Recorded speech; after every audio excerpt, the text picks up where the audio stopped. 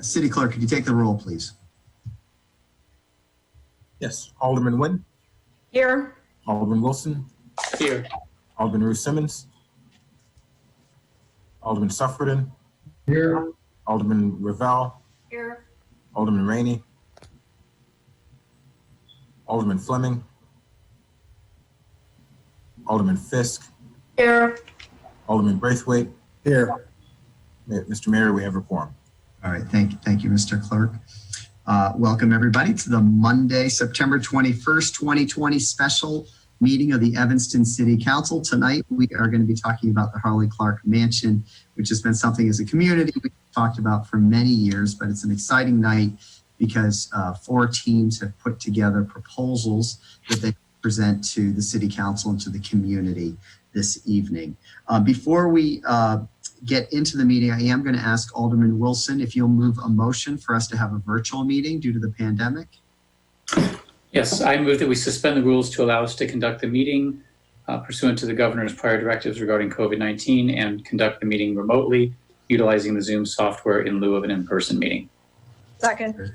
Second? Okay. City Clerk, could you please take the roll on that motion? Alderman Nguyen. Aye. Alderman Wilson. Aye. Is Alderman Ruth Simmons here yet? Alderman Suffredin. Aye. Alderman Ravel. Aye. I apologize, the cameras aren't on. Alderman Rainey. Is Alderman Rainey here yet? Alderman She's Fleming. trying to log in, so she should be in momentarily. Okay. Alderman Fleming. Alderman Fisk. Here. Yes. Braithwaite. Yes. And we have Alderman Ruth Simmons. Is Alderman Ruth Simmons here? Oh, Yes, she's just there she is. Okay. I'm here. Sorry if I'm late. I guess there was something wrong with the link. Yeah, I was having trouble with it too. So, all right, great. So we have on a 7-0 vote approved the motion to have this meeting virtually. I know that Alderman Ruth Simmons is here with us now. Alderman Rainey, He's here. Alderman Rainey is here, and I expect Alderman Fleming will be joining us as well. So we could have all the entire City Council tonight. First up is Mayor public announcements and proclamations. I have none tonight other than to ask everybody in Evanston to continue to be vigilant, wearing your masks, and staying safe in the midst of the pandemic. We continue to do well to give a rundown on things this evening, but we'll at the next City Council meeting. I'm going to turn it over. We have Deputy City Manager Kimberly Richardson with us this evening. Kimberly, any public city manager announcements? No, Mayor, none this evening. All right, thank you. And then we have next up is City Clerk Communications. Clerk Reed, any announcements? Yes, a few quick announcements. Well, as we've been doing recently, I just want to make sure we very quickly update folks in the community about the upcoming November election. We want to keep that message going out to folks. So early voting will begin October 19th. October 19th, folks can early vote at the Evanston Civic Center. The information is located on the Evanston City Clerk's webpage, where you can find that, or you can email cityclerk@cityofevanston.org, and we can respond to any individual questions that you have.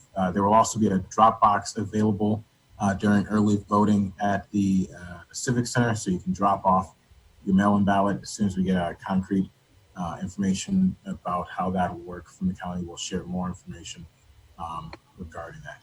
I do want to note, I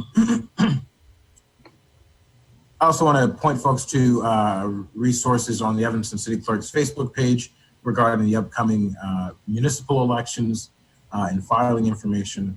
So you can, we have 2 videos posted there. One from a few months ago where we had two experienced election attorneys, as well as a staff attorney for the State Board of Elections, come out and run through the process.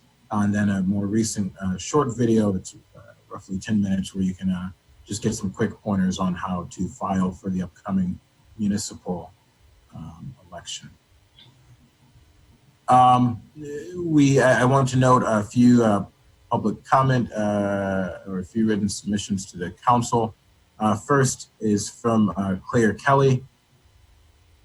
who writes, the Evanston Community Lake House and Gardens. Evanston Community Lake House and Gardens worked for many years with the Evanston community at large to develop a plan that reflects the interest of Evanstonians from across all wards. Their work has been tirelessly and deeply committed to community on all levels.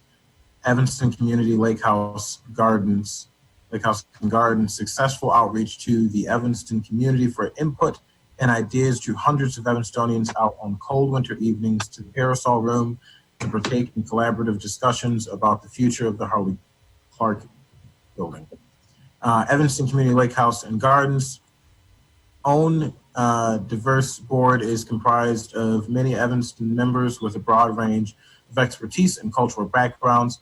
I hope City Council recognizes the value of this commitment to the Evanston community and awards the Harley Clark lease to Evanston Community Lake House and Gardens. This is a group that represents the Evanston community. That is from Claire Kelly. This is from Susan Aaron, Sheridan Road. Beautiful day in Harley's neighborhood. For nearly 40 years, we have lived just across the street from the park complex, whose vista includes a 19th century lighthouse. The early 20th century reimagined English Tudor Harley Clark Mansion, the dramatic, fun-filled lighthouse beach, and everyone's forever great Lake Michigan. Kids from every part of Evanston enjoy YMCA summers on this beach, on Jen's great lawn, and exploring exterior nooks and crannies of the Harley Clark Mansion. This treasured parcel of Evanston is a unique part of our city's history and can be of its future, a part of its future. Harley's neighborhood is the sacred inheritance of every Evanston citizen. It is every Evanston citizen's country house. Having participated in earlier planning for the repurposing of Harley Clark, here are a few points to consider. The City of Evanston and its many communities respect and ensure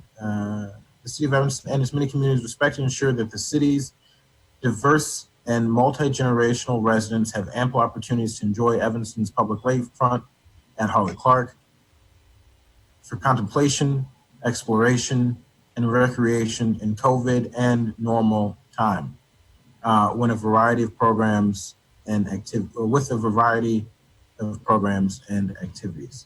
The City of Evanston and its many communities recognize the wisdom of protecting Harley Clark's elegant and endangered public lakefront open space, respecting Evanston's master plan and residential zoning. 3, and there are 2 more after this. The City of Evanston and the greater Evanston community need to reinforce shops, restaurants, entertainment, and other amenities in the central business district while respecting, encouraging, supporting Evanston's unique and historic residential districts. Every Evanstonian and the City of Evanston needs to understand the precious resource of Harley Clark and the Jen Jensen's Gardens. And then 5, the City of Evanston, its council, and every resident of the city can claim this treasure as their own. The proposals being presented tonight represent years of work by dedicated citizens whose passions for this cause are impressive. And that is from Susan Aaron. Clerk, can I just have you hold up there for a minute? Anderson, who works behind the scenes handling the technology, is just checking on something. We've heard from a couple residents who haven't been able to see this live on the city's YouTube station or channel 16. So we could all just hold for a second and I'll wait to hear about it when we start then.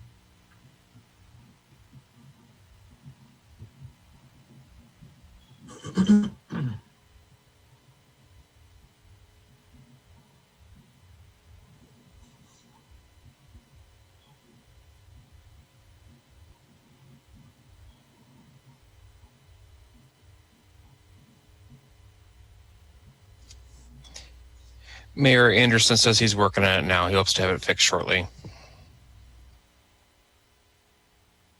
All right, thanks, Lou.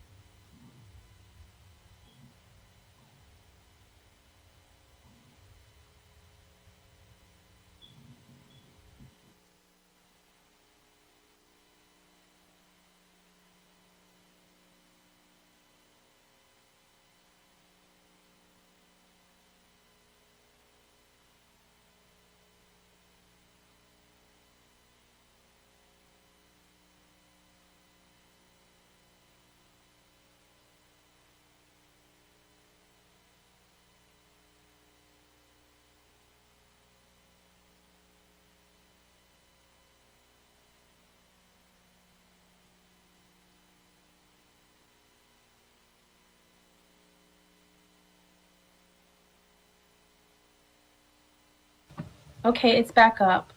So Anderson just gave the go ahead. Mayor.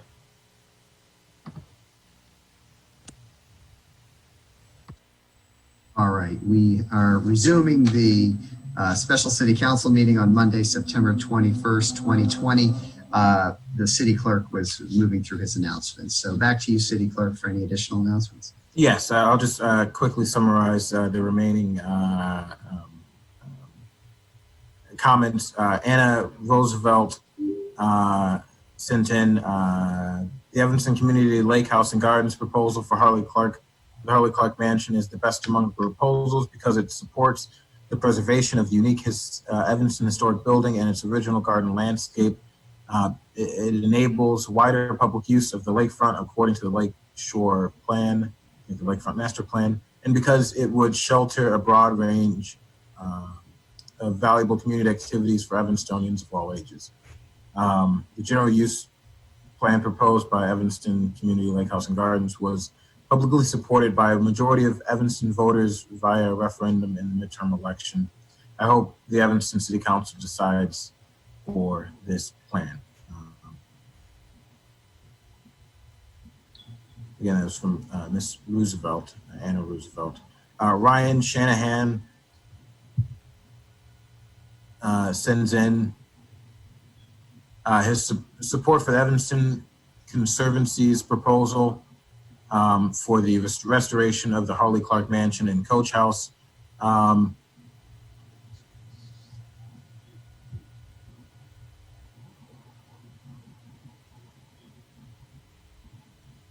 And he says the Conservancy's proposal best captures the RFP's objectives. They differentiate themselves best in regards of two of the evaluation criteria. And he listed as A, qualifications and expertise. The leadership is highly experienced and has demonstrated through their professional careers the ability to successfully execute a complex adaptive reuse project. Board representation includes industry leaders in construction, finance, and law. I work in the development of high-rise towers in Chicago, and this is the most overqualified team I've come across. So that's for qualifications and expertise. And then he lists financial capability to execute proposal. No other proposal has reached their level of financial depth and sophistication. They have raised a significant amount of capital to date. Their ability to leverage a close relationship with Friends of Harley Clark will provide additional donor networks. Further, their extensive ties to the community, evidenced by their leadership, will generate even more sources of capital once awarded. The financial structure is innovative by allowing for donors and investors. Not only will the dual approach motivate additional funding, it will bond the building to the community. Citizens who choose can participate in owning a piece of an incredible asset.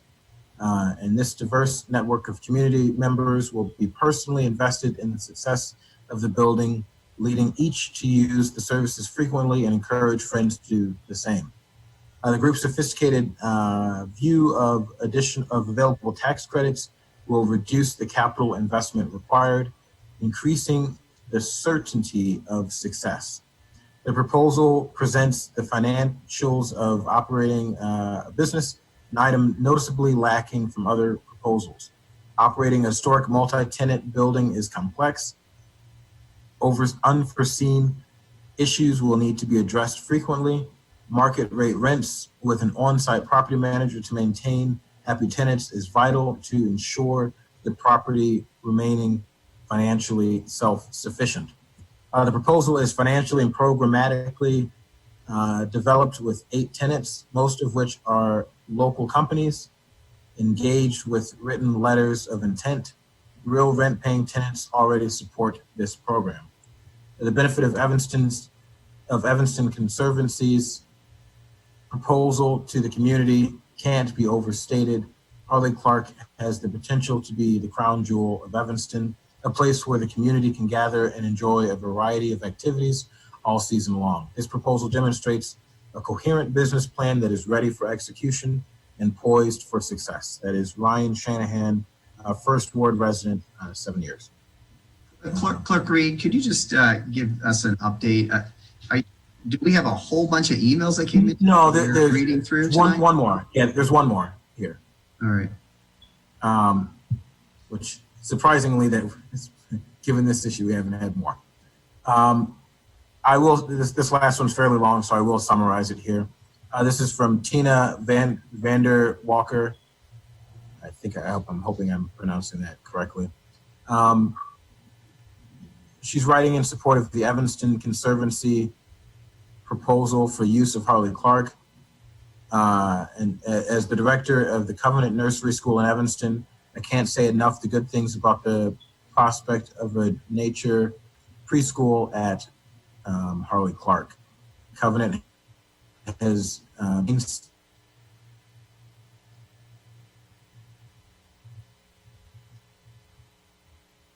equitable institution and embracing a focus of nature education. I don't know if anyone's having a problem hearing me. I just got a notice that says my internet connection's unstable. We can hear you. Okay. In recent years,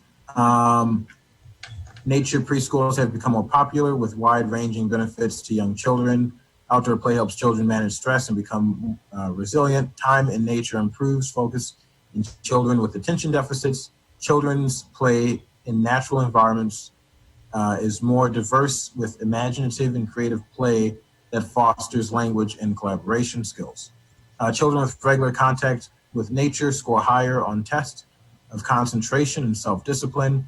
Children who play in natural environments show more advanced motor fitness, and they are sick less often. Nature helps to lessen the negative impact of stressful life events. Spending time in nature is linked with decreasing anxiety, rumination, and negative effect. And green spaces are restorative and boost attention. So that summarizes Ms. Vander Walken's support of the Conservancy proposal. And I believe, I do want to check, I believe that concludes the public comments that we've received for tonight's meeting. All right, great. Thank you, Clerk Reed.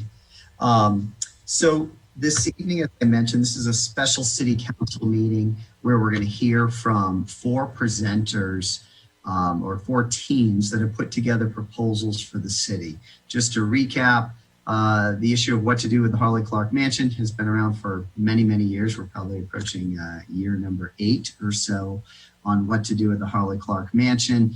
The mansion is vacant right now. It is boarded up.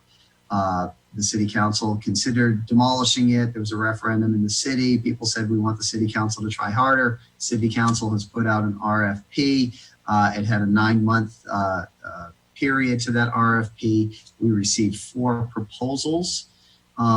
We then, this all happened in February when the proposals came in 2020. And then, of course, as we all know, 2020 has not been a good year. The pandemic struck, and so folks in the community had asked that we hold off on talking about Harley Clark to take care of other more pressing issues. And so tonight is our opportunity as a city council and a community to hear from those 4 teams. We think it's important to hear from them up front, and then we're going to do public comment at the end of this meeting. So hopefully people, if you wanted to be on public comment, you've signed up for that. I'll be getting that list shortly from the city, but we're going to do that at the end. The way it's going to work this evening is each team is going to be given 15 minutes to make their presentation. And then after, I'm going to open it up to any questions that the city council members have for some Q&A. And when we finish that, we'll then move on to the next team and follow that same process. And then when we finish all 4 proposals, I'm going to open it up to discussion among the city council members. And when we finish that, we'll then go into public comment at that point.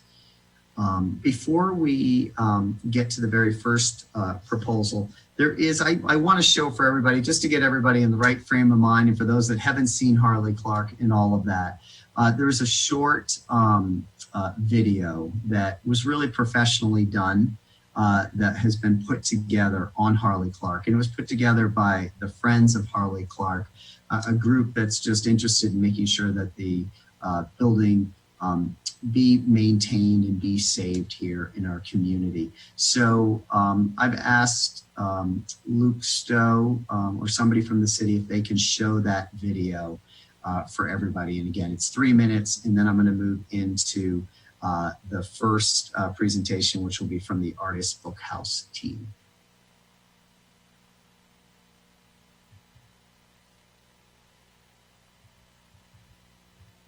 And this video that you're about to watch has a lot of Evanstonians who are part of this, very distinguished architects and critics.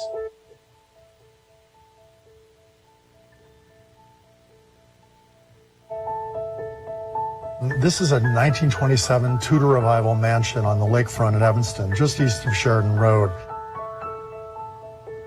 This massive French eclectic style mansion is a local landmark and part of a landmark district listed on the National Register. It has beautiful exterior with all kinds of Tudor Revival detailing, beautiful pane windows, 6 monumental chimneys, a red tile roof, and it's been empty for 3 years when the Evanston Arts Center left for other quarters.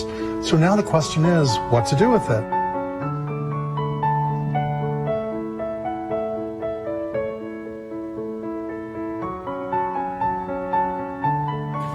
I had not been in the Harley Clark Mansion until Saturday, I'm sad to say, and I was struck by the building. I said, wow, this is a really cool building. It was undeniable.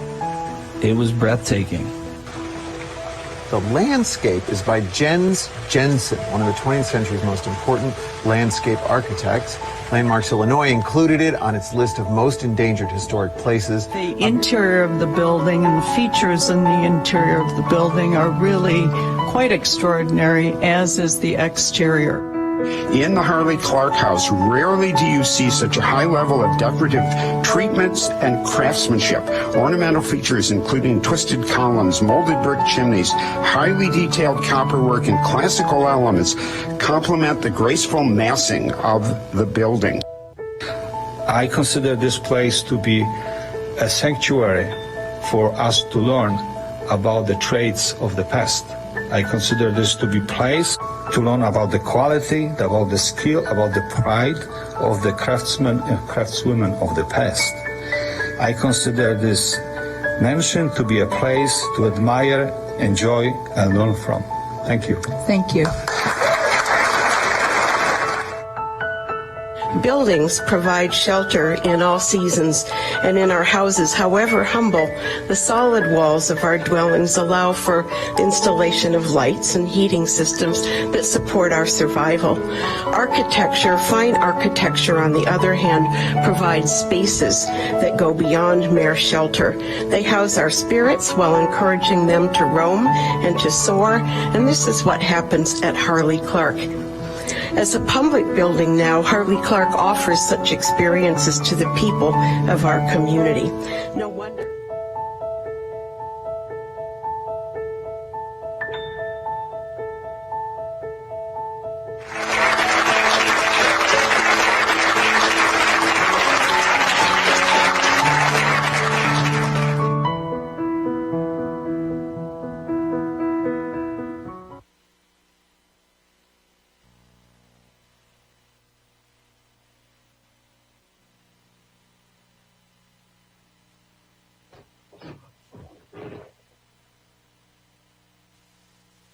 Mayor, we're muted. Yes, I am. So thank you, Friends of Harley Clark, for the work in putting that together. I think that set the stage really nicely for the conversation we're to have today, which is the next chapter for Harley Clark. As all of us know, one of the big Challenges is the amount of restoration and the amount of money it's going to take to restore that. So we will hear from the different teams today about that aspect, along with their vision for this mansion. So I'm delighted that our first presentation is going to be made, and we have 4 total this evening. We had 4 proposals that were submitted. Is going to be from the Artists Book House. And Kimberly, would you mind? We're going to give each of the teams 15 minutes. If you could just help me keep track of the time on that, I'd appreciate it. And I think we've got Audrey Neffenegger that's going to start us off there. So I'm going to turn it over now to Audrey, and you can turn over to whoever on your team or start us off. Welcome. Thank you. Thank you. There you are. Sorry for any technical glitches. I am not one of the world's computer naturals.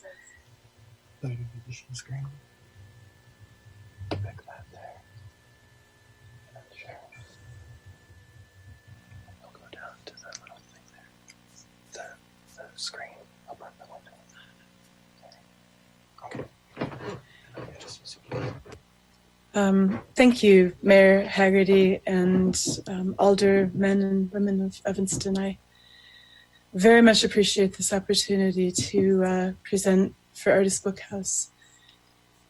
We are a very new group. We just received our 501c3 status this April. A great time for fundraising, let me tell you. And so I'd like to tell you a little bit about us and talk about what we've done so far. Artists Book House is a new educational and cultural organization, and our mission is to educate people in book arts and literary arts.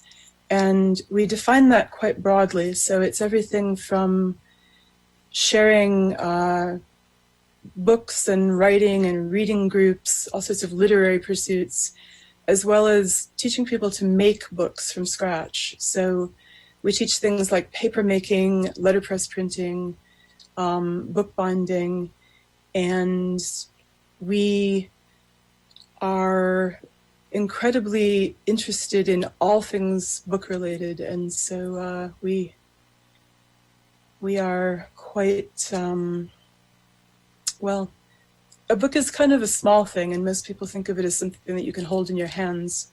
But we think of it as a world that you can hold in your hands. You can find almost anything in a book.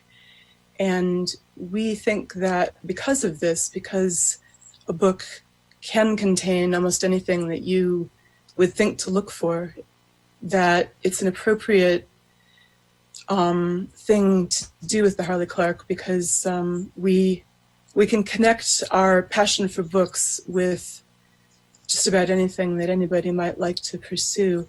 We also have a strong belief that education and culture should be available, widely available to all.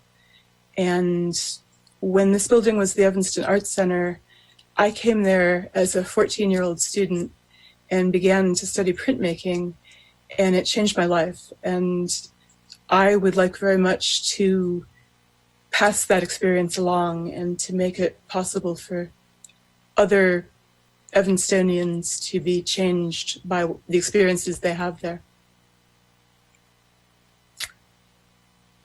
Evanston is such a wonderful and incredible multicultural and diverse place. And for us, one of the great benefits of becoming an Evanston institution would be to participate in that community.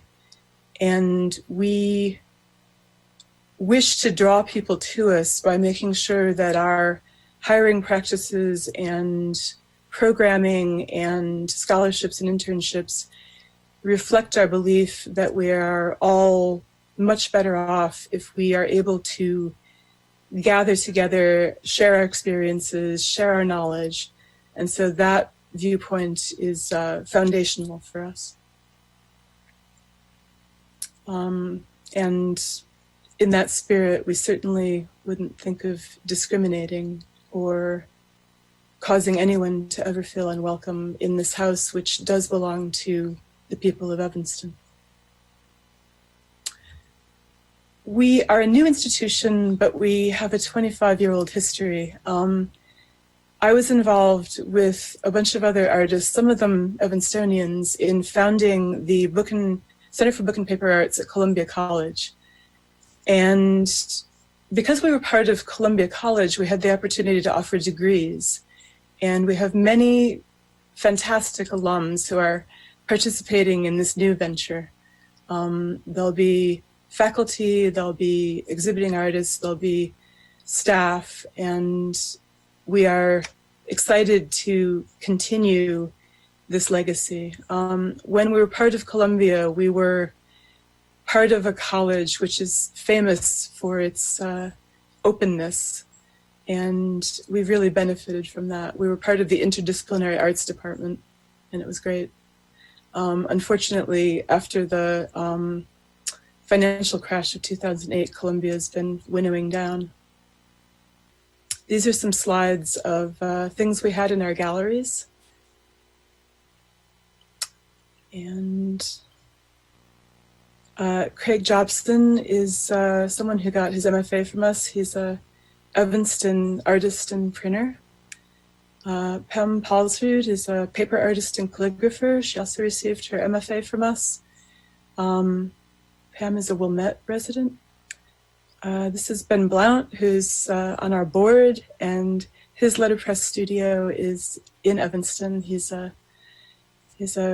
fixture in the Evanston art community. These are a few more slides of our studios at Columbia. The book arts are old, and you might say in this computer age, why would you carry on teaching people how to make books? Something that I noticed in our many years there is that the people who were most hungry for these wonderful tactile experiences of papermaking and bookbinding and printing were the people who were most involved in computers. We had a lot of graphic designers come to us over the years. This is a slide of a garden that we had for a little while, which we grew plants that we used to make paper. Those machines you're looking at are for beating plants into paper pulp. And these are Cecile Webster's samples of all sorts of different handmade papers. So why the Harley Clark? Why would that be a good fit for us? We have a great respect for the Harley Clark's fantastic feel as a place. It just has a wonderful warmness to it. And we can very easily envision a library, a gallery, classrooms, a bookshop, and a cafe, which everyone seems united in their desire for a cafe in that house. We have a lot of expertise in this area. As I said, we were running the program at Columbia for 25 years. We have experience as arts administrators. There are people on our board who are very involved in not only the world of books, but the world of philanthropy and social justice. Some of us own businesses. We are multi-talented and experienced. These are the people on our board. In addition to our own expertise in all things bookish, we would like to partner with two other groups. One, a garden group that would occupy the coach house and would be in charge of the daily goings on of the garden and also all things educational in the garden. We also plan to help create a group that would oversee the fundraising for the house. As I said before, we're very eager to be part of Evanston. We love Evanston. I grew up there and went to ETHS, and so I know intimately the Evanston art scene. This is a slide that shows a lot of the other book arts institutions in America and the void that is now the place where the Columbia Center used to be in Chicago. We spent our spring and summer doing online programming, and these are some of the fine artists who gave their time and expertise and made wonderful free online programming for us that you can access from our website. We also partnered with some organizations and did a couple public art projects. Funding, which I'm sure you're all very interested in. So far, we've been fundraising from individual artists and writers and people who are just interested in bookish things. As I said before, we got our 501c3 status in April, and so in the midst of a pandemic, it's not that easy to go out and fundraise, but we will speed things up. We're also planning to earn money by offering classes. In the proposal that we sent, we offered a sample week in which we showed possible things that we would be doing in the way of classes and roughly the amount of money that we could earn. I mean, it's wildly variable, but that's our main idea in terms of earning money. So here's what we've got in the bank and what we have in pledges so far. I would like to point out that it will be much easier for any of these groups to raise money once they are declared the group who's going to do this project. It's so much easier to raise money if you are the one. We will be complying with the building codes and ADA. I do want to stress that the ADA is very important to us. We are extremely committed to making the house accessible. In addition to elevators and all that, we will be working to make every public room of the house a room that everyone can come into. We would like a 40-year lease, and we would like to pay a minimal rent for the first 10 years and gradually step it up as we go along. We have fine, wonderful people who are on our team, and they have prepared some really great plans. We're planning to have the first floor be our cafe, bookshop. The paper studio would be in the conservatory, and we would also have a cafe operator that we would rent to, and their kitchen would be the kitchen as it presently is, except for much, much, much improved. The second floor would be for office space and classrooms. The ballroom on the third floor would be for lectures and small events.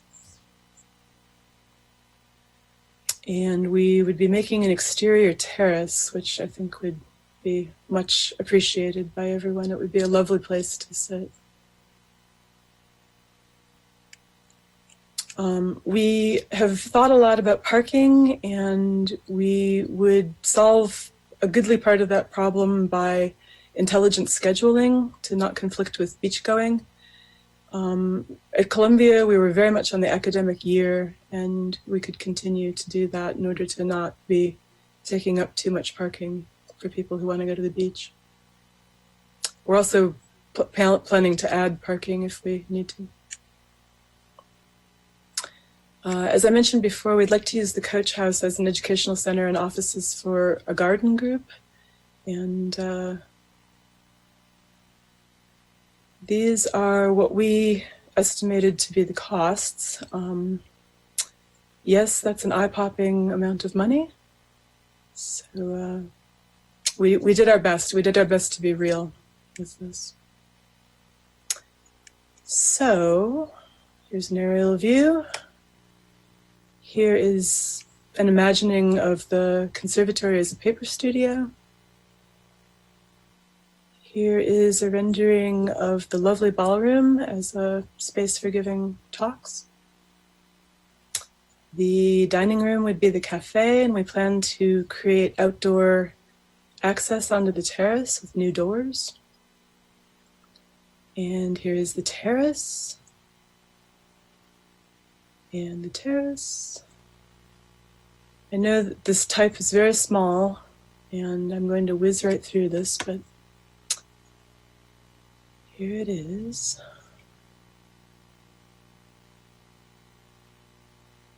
We've given a lot of thought to how best to use these rooms, and since I taught for the Art Center for 15 years, I've given a lot of thought to how they can be used and what would make the most sense. And of course, this is Jensen's plan. And the most startling thing that we would do to the exterior is to create a beautiful new drive so that it's a much more accessible if you're having issues with mobility. And here we are. Great. I would like to thank you very much. Thank you, Audrey, and that was perfect. You covered a lot of information in 15 minutes, and I know the council and everyone appreciates it. So, Kimberly, I don't know if it's possible we can go back to the screen where we can see everyone so we can just open it up for a quick conversation in Q&A with Audrey or anybody on her team. Audrey, let me just start off. I really appreciate all the good work that you and the entire team did. This is a really thoughtful, a really unique proposal. Can you talk to us about how you would go about raising the type of money that's needed to properly, in an ADA compliant manner, restore the mansion? I mean, if you look at all those numbers you put together, it's in the $8 to $10 million range. It's a significant amount of money. Obviously, we're in the middle of a pandemic right now, which has created a lot of essential needs that a lot of philanthropists are trying to fill, and others, just all of us, are trying to fill. So can you talk to us about how you'd go about getting the money that you need to take on this project? Thank you. Yes. The fundraising obviously is complicated by the fact that there is a pandemic and that everyone's situations have altered quite a bit since February 28th when we turned this in. There are a lot of large institutions that I know of, such as the School of the Art Institute and the Lyric Opera, and big established museums in town that are doing a lot of layoffs. And so, to be honest, I think that this will complicate the fundraising situation for anyone you choose.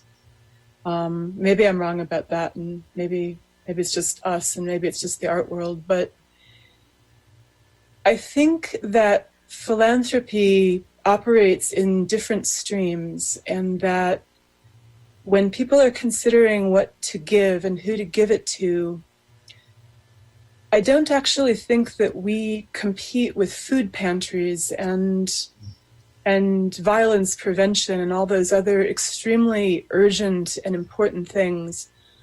I don't think money given to us would be taken from those entities. I think that people who give to an organization like us are capable of giving so much that they're able to consider multiple types of need. Yes, it is daunting to start a new organization and then have the whole world come to a screeching halt. I think that if you chose us, that the timeline that we gave in our proposal would need to be extended because that's just, it's a new reality. We have interest from people who could donate large sums. We have someone who has expressed interest in funding the position of our executive director for a few years. And I think that once some of these people express an interest, it would create a situation where other people felt good about also helping us. I've spoken in the past with some of you about the fact that our appeal is not just to Evanston nor just to the North Shore, but actually international. When we were at Columbia, we were part of a worldwide network of book arts organizations, and we're also connected to writers and literary organizations throughout the world. So our ability to ask and our audience is actually quite large. The fundraising we've done so far has mostly been to individuals, and a lot of them have been artists, and they gave, even though it's a pretty slow time right now for artists and their incomes. People really want this quite a lot. I should make clear that our existence is not dependent on this building. We will carry on and we will go off and do our thing, even if we're not chosen. We would love to do it in the Harley Clark because the Harley Clark's fabulous, but we recognize that the Harley Clark is crazy expensive, and that by taking this on, we're stepping into a realm that is it's big, it's crazy, it calls for craziness. I also would say to you that while many people think of artists as living in garrets and all that, but actually there's quite a lot of best-selling authors out there, and people are generous. Many best-selling authors right here in Evanston, including you, Audrey. So I'm going to open it up to our council members for questions that they may have. I have a couple others, but I want to open it up. Alderman Fleming and then Alderman Wilson. Yes. So if you can tell me, aside from the cafe where people, whoever can stop in and have a bite to eat, what would be other uses for people or opportunities to visit or, do other things there who maybe are not interested in bookbinding? So I noticed you have conference room and offices, but if I'm just walking around the beach and, are interested or maybe don't even know what you do, what would the opportunity be there for just the public? So in addition to the cafe, we also will be using the living room of the house as a bookshop.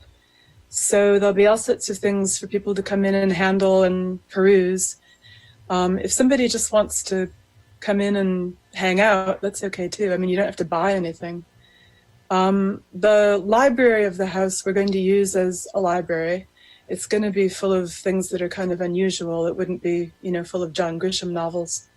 And the public is welcome to come and hang out there. It'll be like a tiny reading room. The papermaking studio will have an area for people to come in and watch, and we'll do all sorts of demonstrations and free days so that people can try things without having to sign up and take pay. The third floor ballroom will be available for people to sign up if they want to hold a book group or, everybody keeps talking about yoga. If people want to do yoga up in the ballroom and they want to sign up that room, that's fine. I'm not going to be all strict and, police the uses very hard on it. We're hoping to make as many rooms of the house places where the public can be. I don't like the notion of a house where the public really can't walk in and see things. When it was the Art Center and I was teaching there, people frequently would just stick their head in to see what was going on. And we always welcomed them in. Thank you. Alderman Wilson? Thanks. Do you foresee yourself being in a position to kind of do this in a phased way as opposed to waiting until you have the whole $8+ million? So in other words, when you raise some of the money, things will get started? We can certainly do that. John Eifler, who's here, might want to talk a little bit about phasing, but essentially when I asked John that question myself, he said that doing the whole thing would be less expensive because there are things like an elevator that have to go through all 4 floors. But we can certainly, if it turns out that it's really important to get that first floor open, we're certainly open to doing phases. It isn't impossible. It would just be less expensive to keep the house under wraps for a couple of years, do the whole thing at once, and then open it with a big ta-da. But yeah, the fundraising is going to dictate how fast and how furiously we go at it. Okay, and I guess if I could just kind of follow it up, one of the concerns I have, of course, is just preservation of the existing structure. So if some work could be done sooner rather than later, just to keep it from deteriorating, that's one of the things that worries me. Sure. Yeah. Don, if you're here, do you want to speak to that? Yeah, I think part of the program would be just Band-Aids for the first.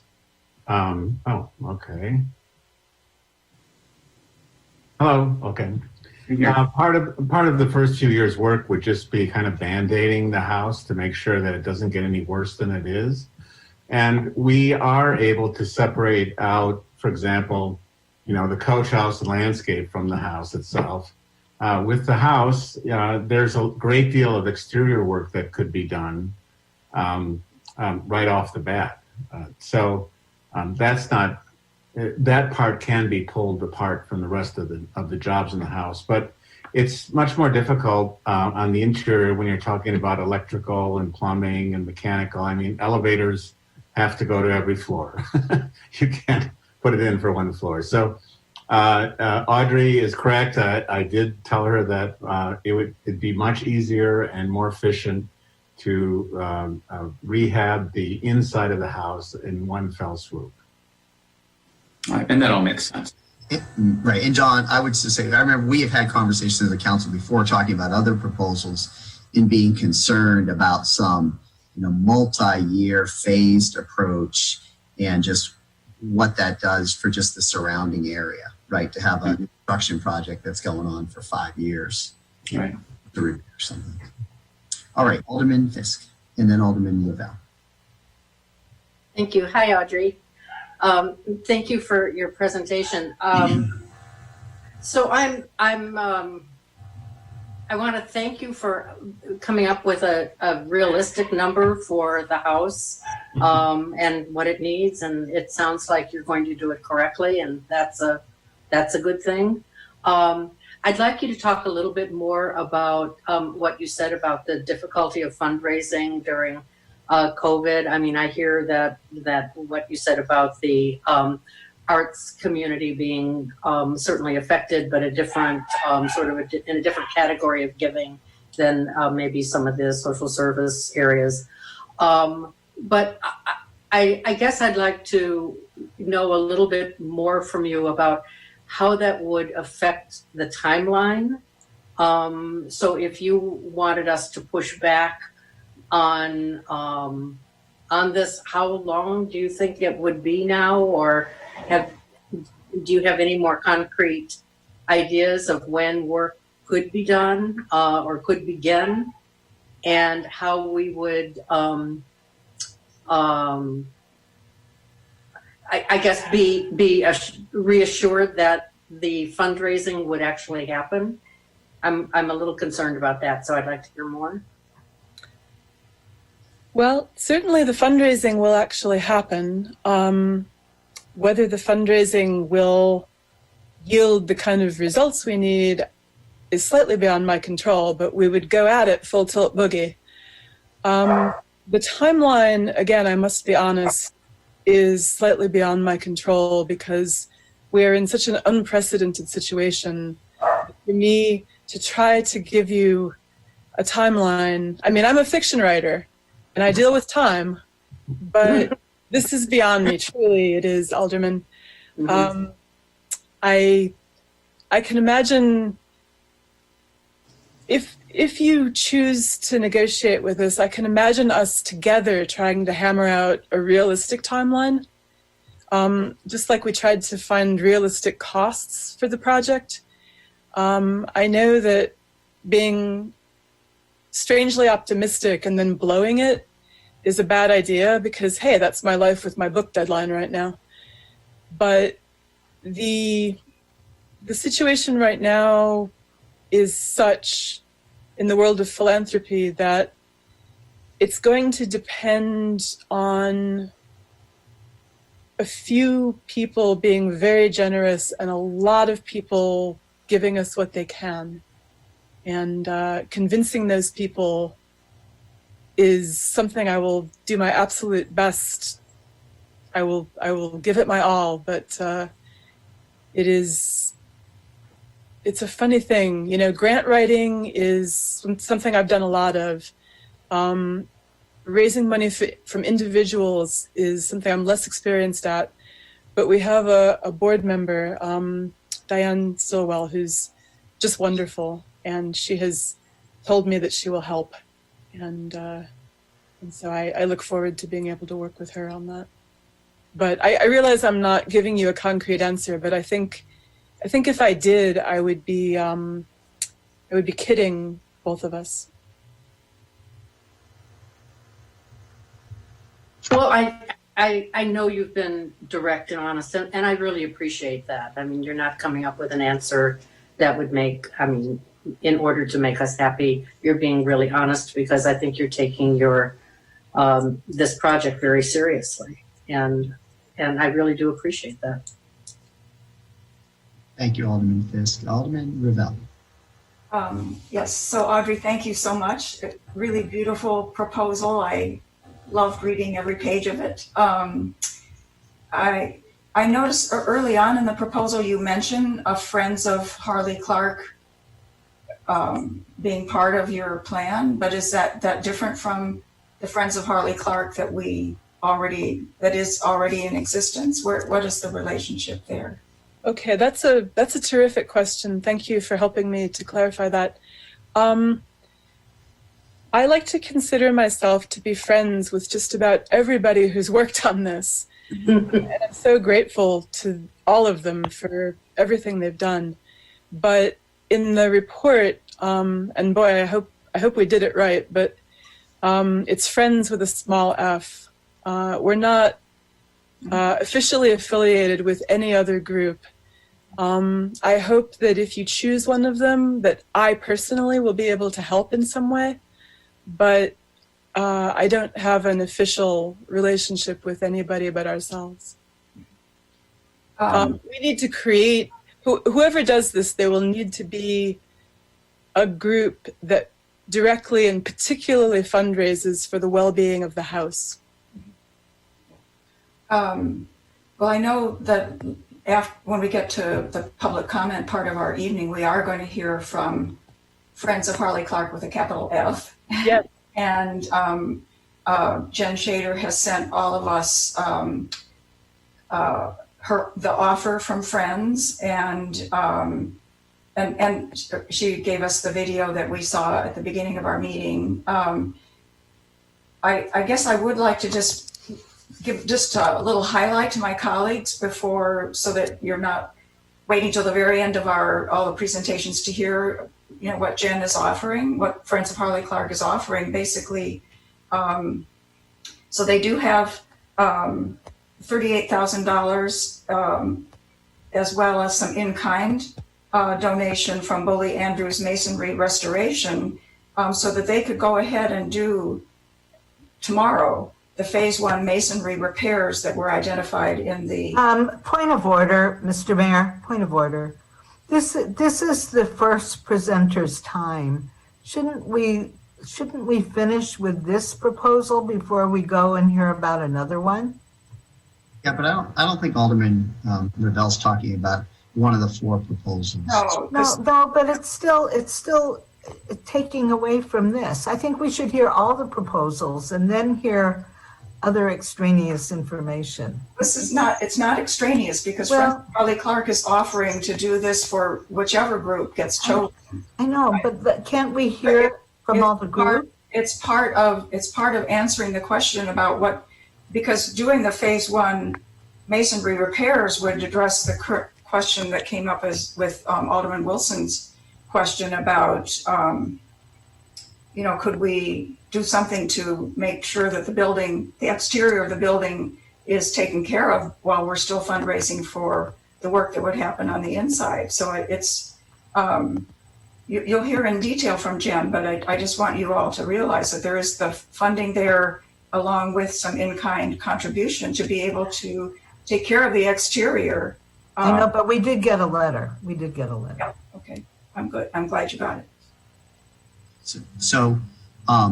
Right. So there is this group out there. They've got some money, irregardless of who we select. Exactly. It would be for any. I'm going to put them at the very top of public comment this evening, and they get something out to us all, which all the aldermen received. So I appreciate Alderman Ravel, you just mentioning that.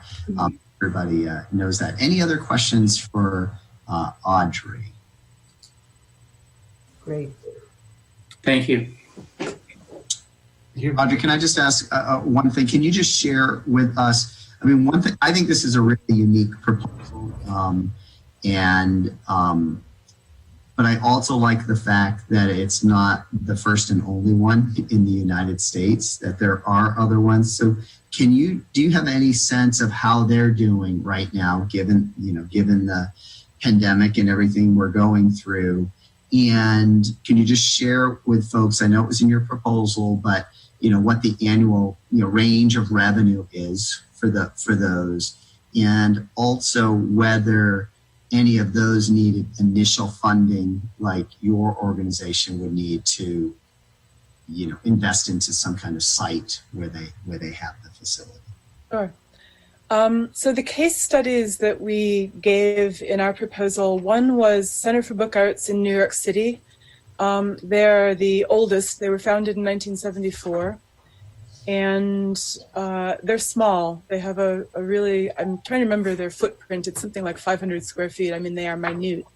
On the other hand, they have managed to stay in their space low these many years, which in Manhattan is not that easy. And they are going strong. They have a pretty small staff.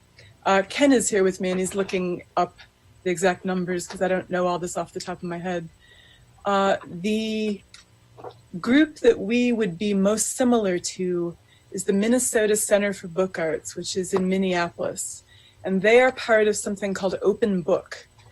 What they did was they joined with a couple of independent publishers and, one or two other bookish things.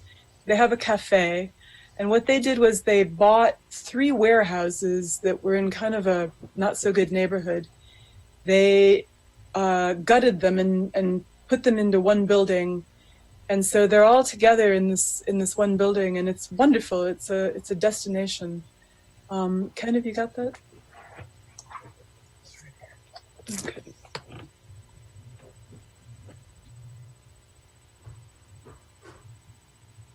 No, I'm looking for the case studies.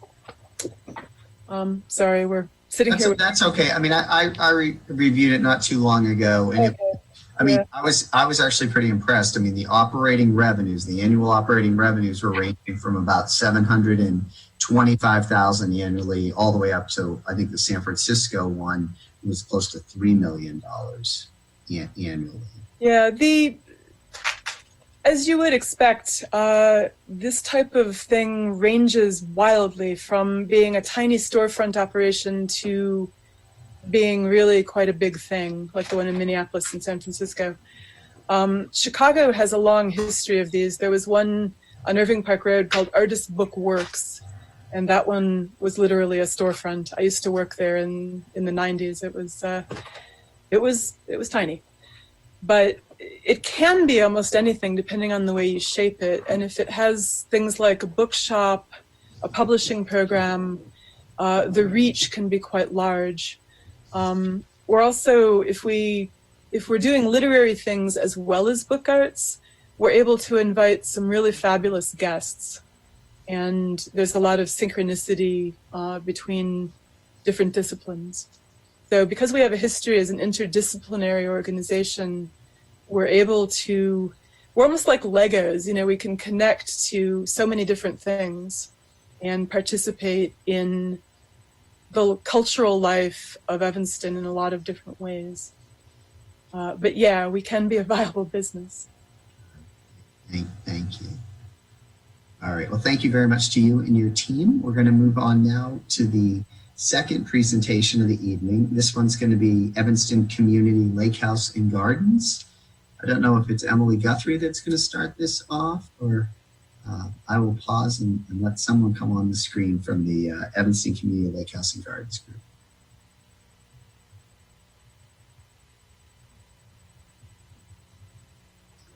Actually, there's a video that Lucas was saying that he could run for us. Okay, so that's John Kennedy that's with us. So John, is the video the whole presentation, or then will there Yes, 15 minutes of exact information. Oh, terrific. Okay, so I'm going to turn it over then to Kimberly Richardson to start this for us.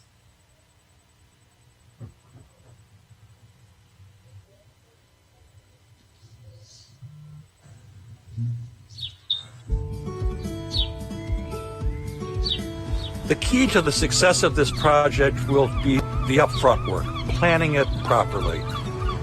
The Harley Clark property has such potential to be available to all of the citizens of Evanston if it just is presented in the right way and if the renovations are such that it encourages that. And I believe that with the plan that we have, where there would be a cafe, where there would be public access pretty much all the time, would incentivize people to come and see what was going on out of curiosity first,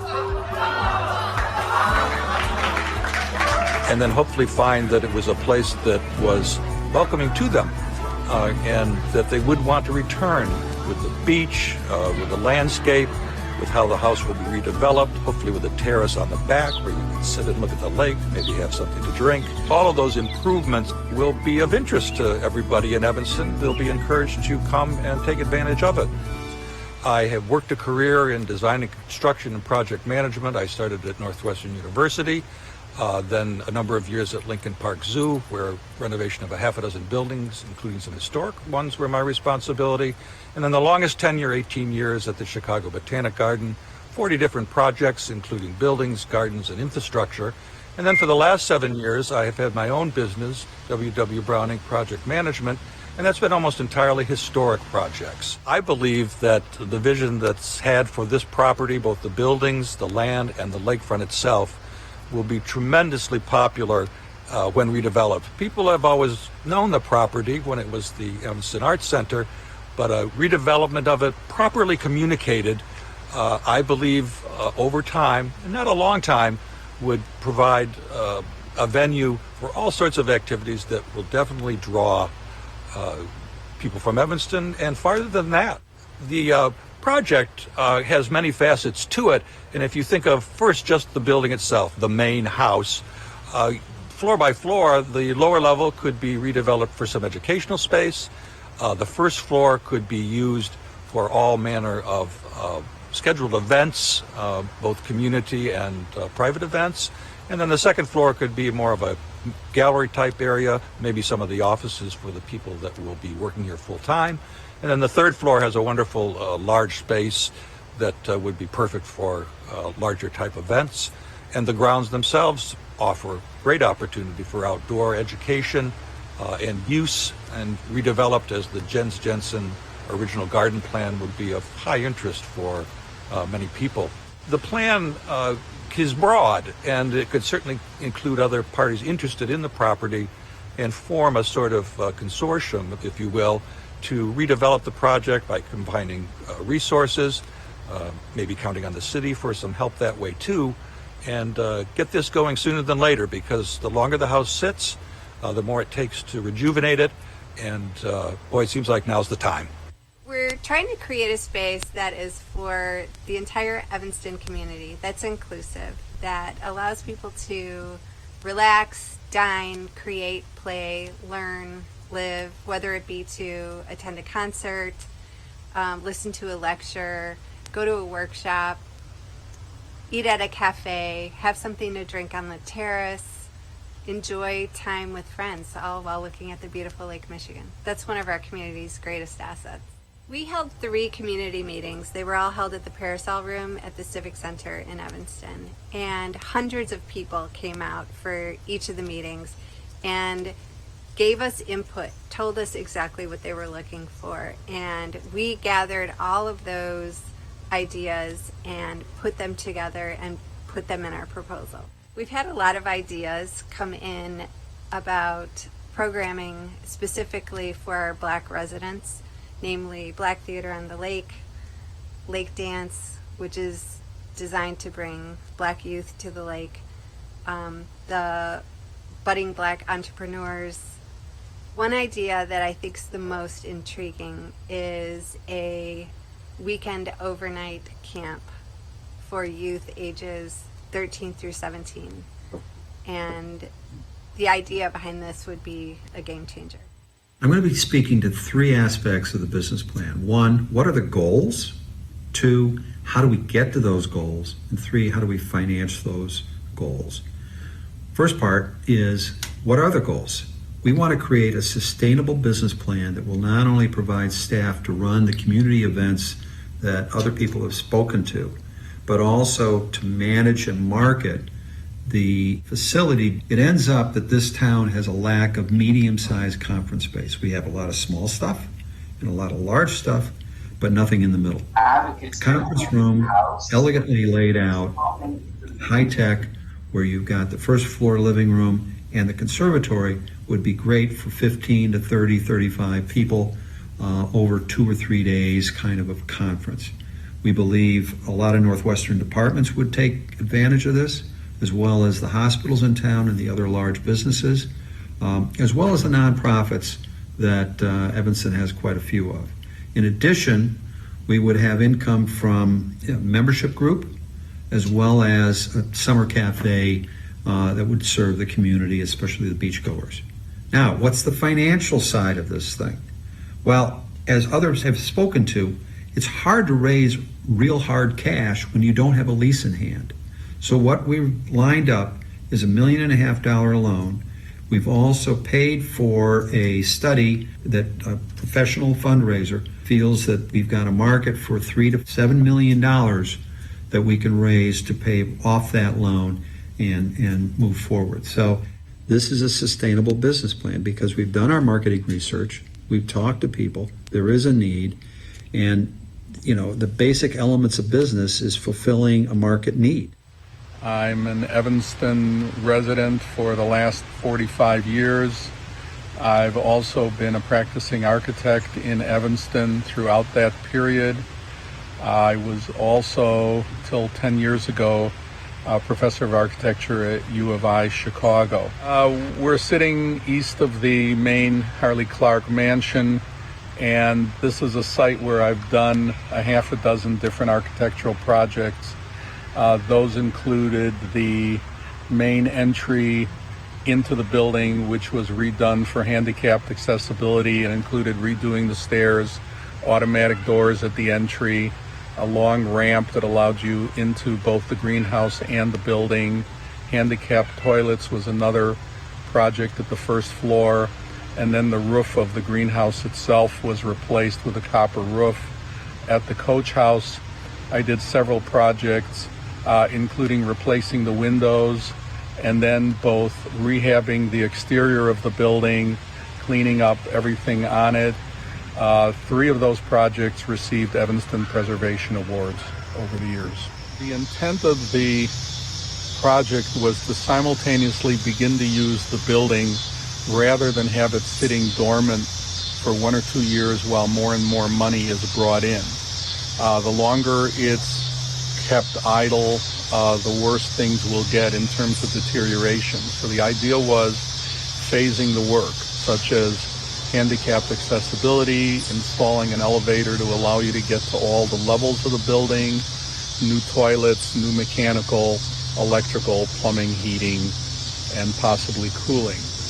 And then at the same time, rehabbing those spaces, beginning at the ground floor and working our way up the building. The more of these spaces that are done, the more activities can be handled within the building. And the more the entire community gets to utilize the building. If we wait too long and only try to do it for one client or one tenant and then go on to fill in the blanks afterwards, then it won't be seen as a community project or as something that the entire public can utilize. I think the intent of having a multiplicity of uses is a reflection of Evanston. Everybody thinks of Evanston not as a homogeneous community, but as a community with varying interests, varying groups that all want different types of activities that are available to everyone. And that by providing spaces and the potential for activities in this building, we would address those needs for the greatest number of people in the community, rather than treat it as a single tenant or a single purpose building that would not be seen by the community or the public as being their building, but rather someone else's building. Hi, my name is Nolan Robinson, and I'm from Evanston, Illinois. I'm an artist. I'm an actor, performer, dancer, singer. Going to a school like Northwestern gives you lots of opportunities, and I've been blessed and fortunate. My parents, have been here just as long as I've been alive, 21 years. And to feel like Evanston doesn't care for them, or that there isn't a space along the lake for them. Because I'm sure if you've driven past the lake before, there's one demographic, all the houses are huge, and it feels like I don't fit in with my own neighborhood, in my own community. I heard a while ago from a mentor of mine that, you can't be what you can't see. It's still, if you don't see yourself there, it kind of hinders your ability to think that you belong there. It's a beautiful mansion, it's a beautiful building. It should be put to good use. We have a gold mine, we're sitting on it. We need to use it, we need to invest in it, we need to invest in our people and let them know that we hear you, we want this for you, how can we help you, and let's get it done. The whole issue with Harley Clark is that the building needs a rehab.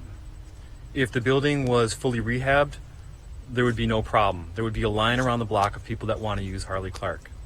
But what we're talking about, since it does need a rehab, is creating space for the community. And rather than focus on having one tenant in here, the power of our plan is we're talking about having a lot of uses over here. We've always talked about having some sort of unique library space. And we've always talked about having classes and museum space. And we've always talked about music and poetry slams and cultural events. If you notice, that's the other three presenter plans. And we've reached out to those other presenters and we've said, let's work together, let's join forces, and let's take the best parts of your plan and use them for Harley Clark, because we are entirely focused on the community plan. And we think that's the most important element. Beyond a library or classes or music or poetry slams, we believe that this space should be fully accessible for the community and offer a variety of services and fulfill a variety of needs, and we can do that. We also are talking about celebration and seasonal events, birthday parties, bar mitzvahs, art shows, all sorts of things that could fit here, but really it begins with community, and that can adapt over time and that can change over time. One of the most powerful parts of our plan is the revenue plan. We have all kinds of opportunities to generate revenue to self-sustain here. For instance, the events could bring in several $100,000 if managed correctly. Just look at some of our case studies. The Evanston Art Center made $75,000 from a winter craft expo, and the Glesner House made $90,000. A murder mystery dinner made $10,000. A haunted house weekend made $13,000.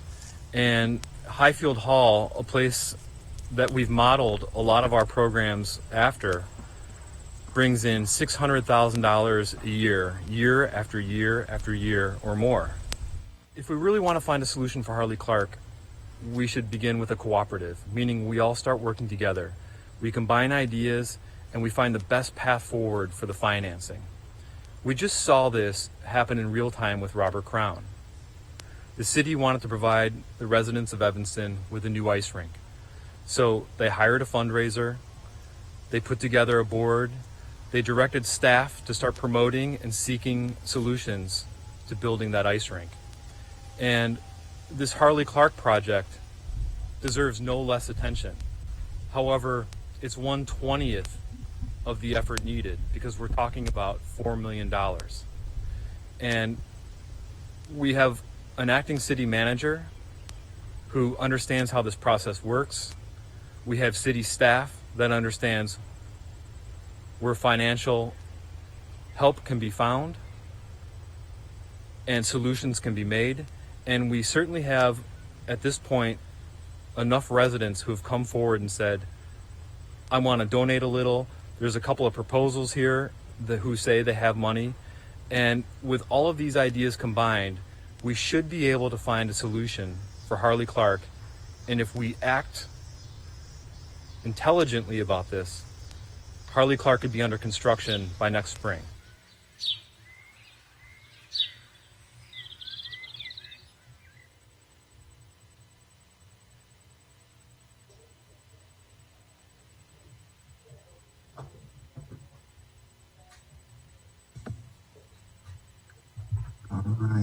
All right. Well, thank you for that really well done presentation. Right in at 15 minutes. I am going to open this up like I did last time to any questions or comments from the Evanston City Council. I will start then.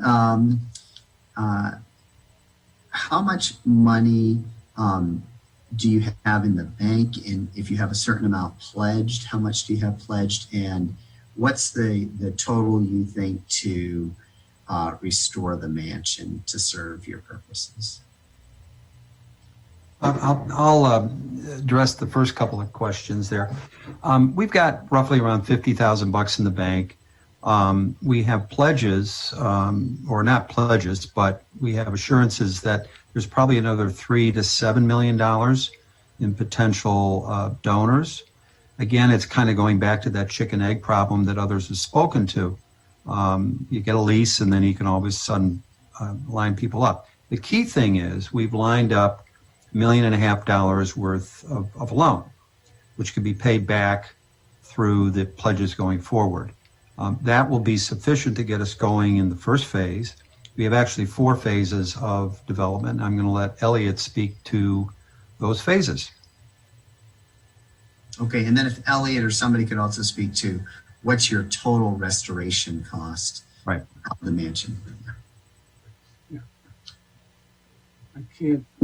I haven't been we may be able to hear me, but welcome. We can hear you, but I can't see. Oh, I think okay. There you go.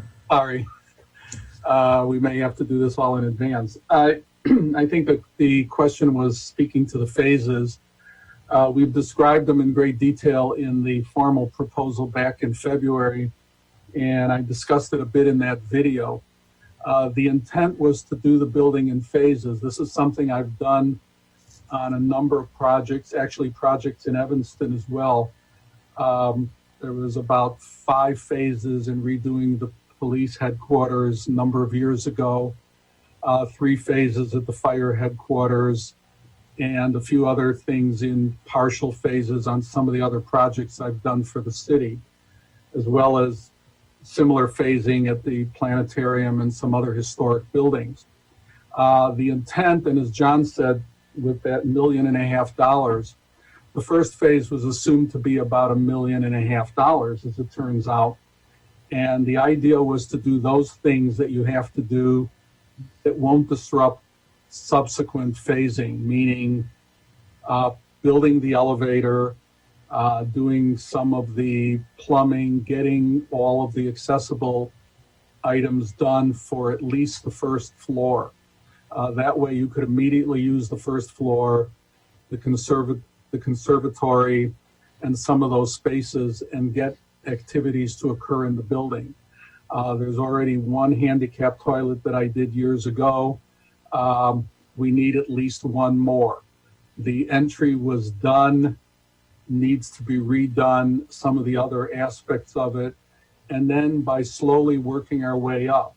There was discussion earlier, and I hate to jump into it, but about the in-kind offer for doing some of that work that's been identified in a few of the reports about the building.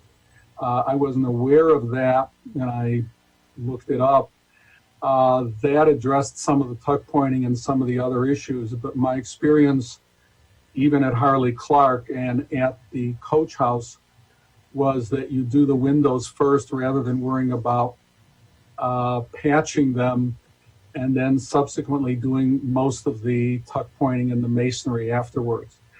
You eventually get all the ivy off of it, even if we all love it. It's fairly destructive. But what we really need to do is build up the interior of the building to the extent of being able to use it. As we go into the subsequent phases, you work your way up to the second and third floors. I think Bill, in our video, pointed out that that's the large ballroom where the larger activities can occur, but those will happen once we allow them to occur. It also means, as John has indicated, that we collect the money, and that as the money comes in, it provides us additional funding for going forward. And that would be true throughout the building. And I'll stop there. I think that may have answered all of your questions. Okay. Steve, just one more point. I think our total estimate is around $4 to $5 million, which was one of your questions. Yep. Thank you, John. May I add one other thing? Sure, Elliot. Yeah. In pledging, I mean, I don't think we've talked about in kind, and I've already discussed it, but I never included it, that there's probably at least an in-kind contribution that would be coming from me as someone that's not only invested in this project, but invested in Evanston for at least 45 years or more, which would be a contribution of a great deal of the architectural fee. I can't commit myself to the engineers and consultants, but it would have been probably in the range of between $25,000 to $35,000 in architectural fees. And that's not included in John's discussion of other pledges. Got it. Thank you. In fact, Cahill's a great team, and so thank you for everybody's service to the city. You've all done a lot for this great city. I'm going to open up for council members. Questions, comments from any of them? Okay, Alderman Wilson. Thank you, and thanks for covering the phasing question. Is really kind of a question I have for every group, so I think that's well covered. Two smaller things. You mentioned the loan. Is that a private unsecured loan as opposed to like a bank loan? Or it's basically from an organization that is geared to helping these kinds of projects community-wide. It is a national organization, and it basically, once we have some infrastructure in place in terms of getting past the lease and going forward, this kind of thing can be fairly straightforward on it. Okay, and I guess the main point I wanted to reassure myself on was that there wasn't a probability or possibility of any kind of mortgage or lien on the property as a result of the loan. So no, there isn't. Okay, and then the group we talked to is totally aware of the relationship between the building, the city, and organizations that are leasing it. All right, good, thank you. And then this might have been in your more detailed submission before, but I don't recall it off the top of my head, and I don't have those in front of me. The outline of your lease term proposal, so duration, etc. Was that in the proposal? I just don't remember. I believe it was. Off the top of my head, I think it's either 30 or 40 years we requested, and minimal rent paid. Okay, that's right. That's the kind of how I generally remember it, but I didn't want to have it wrong. Okay, thank you. Any other questions? All right, seeing none, thank you very much for all your efforts to date with putting this proposal together, talking to so many members of the community. We're going to move now to our third proposer, and our third one is Evanston Conservancy. So who's here? We have Trish Stieglitz. There's Trish. Trish, Rick is here, and Joe is also All here. So all Rick right. will start our presentation. Okay. All right, Rick. So welcome. Just like the other groups, we'll have 15 minutes. Kimberly will keep track of the time. She'll let you know when you have 2 minutes left and all of that, and then we'll go into Q&A. So welcome.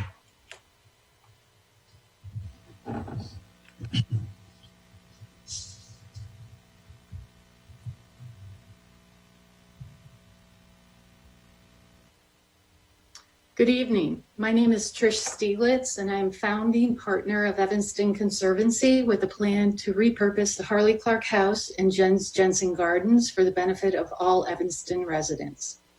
It's safe to say that since we submitted our proposal on February 28th, almost nothing is the same in this world. Not only are we faced with a pandemic that threatens our health and well-being physically, mentally, and economically, but our world has finally woken up to the important tenet that Black Lives Matter. So while we touched on some of these ideas and ideals in our proposal, the concept of health, safe buildings, and equity are of utmost importance today. Rick Murray, my co-applicant and president of Equity Schools, has worked for 20 years building schools and other projects in underserved communities. He believes deeply in the idea of equity, working every day to make that ideal a reality.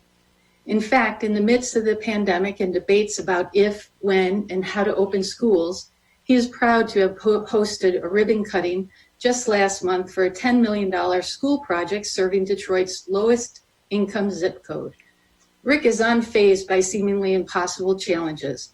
For the Evanston Conservancy, you will see how he uses his unique, nonlinear funding strategies to make this project not only feasible, but realistic and compelling. As for myself, I have also been busy during the pandemic. Because of COVID-19, my challenge was to safely close, maintain, and then reopen some of the largest international tennis and fitness facilities across the U.S. and Canada. My team was instrumental in working with Governor Pritzker and the City of Chicago Task Force to establish an early working model for the road back, a plan to safely reopen in Illinois. Harley Clark offers a unique opportunity to create a healthy space in an existing city asset. All building operators wish they had fresh air and natural ventilation. This is just one of the existing opportunities we see. We are committed and have the experience to develop and implement new protocols in this renovation, which will ensure a healthy and safe space, and look forward to introducing those initiatives and solutions. Our nonlinear funding model is not based on just fundraising, as you'll see later in our presentation, and Joe Kraus will speak to you about how our investors remain interested in the project and why this model can work. With multiple business investments in Evanston, Joe's voice is an important one for our project. While we were unsure what their response might be to the changing landscape, the pandemic has caused our tenants to become even more encouraged about the possibility of operating in this historic space. Tenants such as Covenant Nursery School will create a nature-based preschool.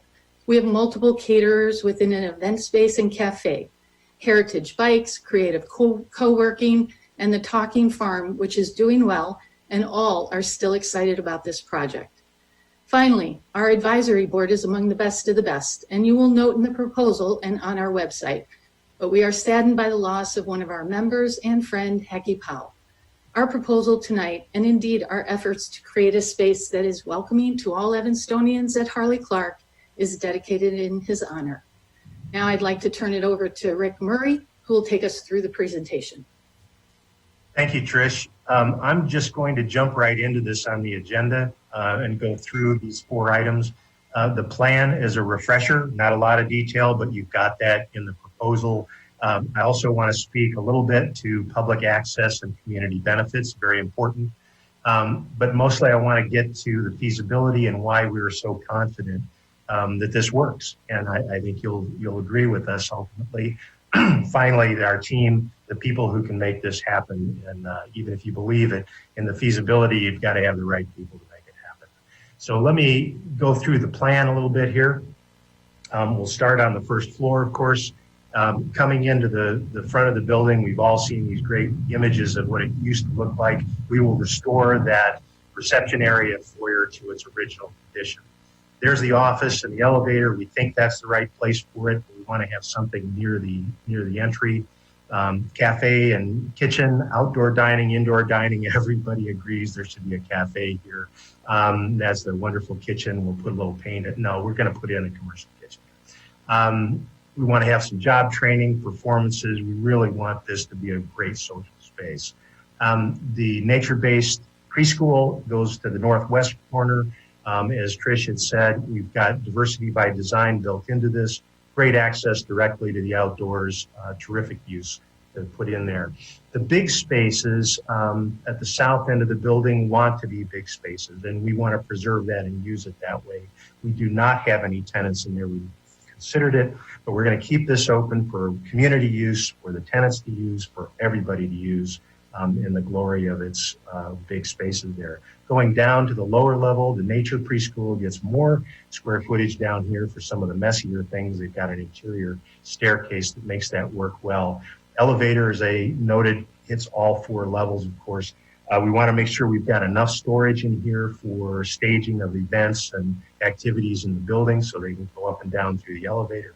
And we wanted to reserve some affordable space for performing arts. And this space on the lower level is just made for it. So we've set that aside for some performance uses. The second level, again, elevator lobby, walk up that beautiful staircase. But like everybody else, this, I think we all agree, the second floor just wants to be office space. So this is where we put the co-working and the conference rooms, just a terrific space. And we're very pleased with that fit. Third floor going up, the floor plans get a little smaller, as we all know in this building. Elevator lobby, common area. The original ballroom, again, no tenant here. We want to share the space for the people in the building as well as community uses coming in here. But then we've located 3 tenants into the smaller spaces here, focusing on movement and mindfulness, and they can use that space as well. So I think, the logic of this is fit with everybody you've heard so far. There's just a lot of good things in that building. Looking at the tenants, we reviewed the marketplace in Evanston for office and retail rents, low and high. We went to the middle here. We tried to assign appropriate rates for the different spaces in there. Then when we reviewed this with prospective tenants, they concurred. We were not pushing it too high. We're not giving it away. These are good rates. We know these are achievable because they've told us these are achievable. Other assumption, we've got a 10-year projected operating budget on model on this thing. We're assuming 2 years from completion to full lease up at 90% stabilized level. I don't think we're going to use that time. I think it'll go much faster than that. We wanted to be conservative with our assumptions, just to be safe on all these things. These are the tenants we've met with, the ones who have told us they want to come in. They're still enthusiastic about it. And in fact, with all of these tenants, we are actually already at 100% assigned for the space that we've got. So we feel very good about that, the strength on the tenant side. We do have to speak to conferences and events a little bit. That's part of our proposal. We would have all the parking for that offsite with valet parking. Again, everybody comes through the beautiful front door and space, but then they go through straight ahead or to the right, to the larger spaces, depending on the size and character of the events, supported by activities in the office right there, and if there's food involved, the kitchen. But you'll note that the cafe and the school are really unaffected by this. No disruption. Same for all the other 3 levels of the building. We thought this was a really great fit to get as many different people into the building and uses as possible, and still honor the tenants' needs. Public access, the outdoors, we've got a generous budget for this, and this will, of course, be open to the public out there. Inside the building, I showed you these uses. All of our prospective tenants have agreed to incorporate what fits for them in terms of community benefits. We're very pleased. There's no arm twisting. A lot of them volunteered these things, so we feel very good about that. Feasibility, let me get into a few numbers here. We looked at the building and its conditions, everybody you're hearing tonight has, and we looked at it by every square foot, by every room, all the systems, et cetera, and we did it line by line. We had no predetermined number for the project here. This is just how it came out. And you'll notice the largest number there is in the tenant finish. We made a decision that we wanted to ensure all the spaces are finished with high quality. We wanted to attract high quality tenants. And to do that, we wanted to budget that in the funds of the project. You'll also see in here soft costs and 10% contingency. We're at a conceptual level here. And it just came out to 4.9 million. That's just what it added up to.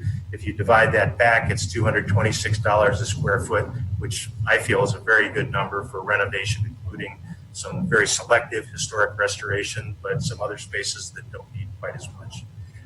This is really the key here on the finance.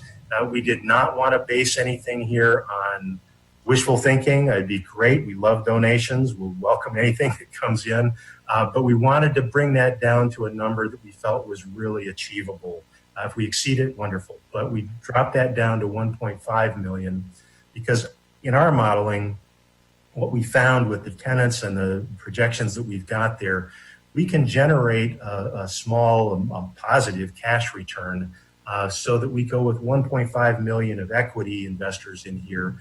And then we fold in federal and state historic tax credits. And this is a textbook case for preservation easement.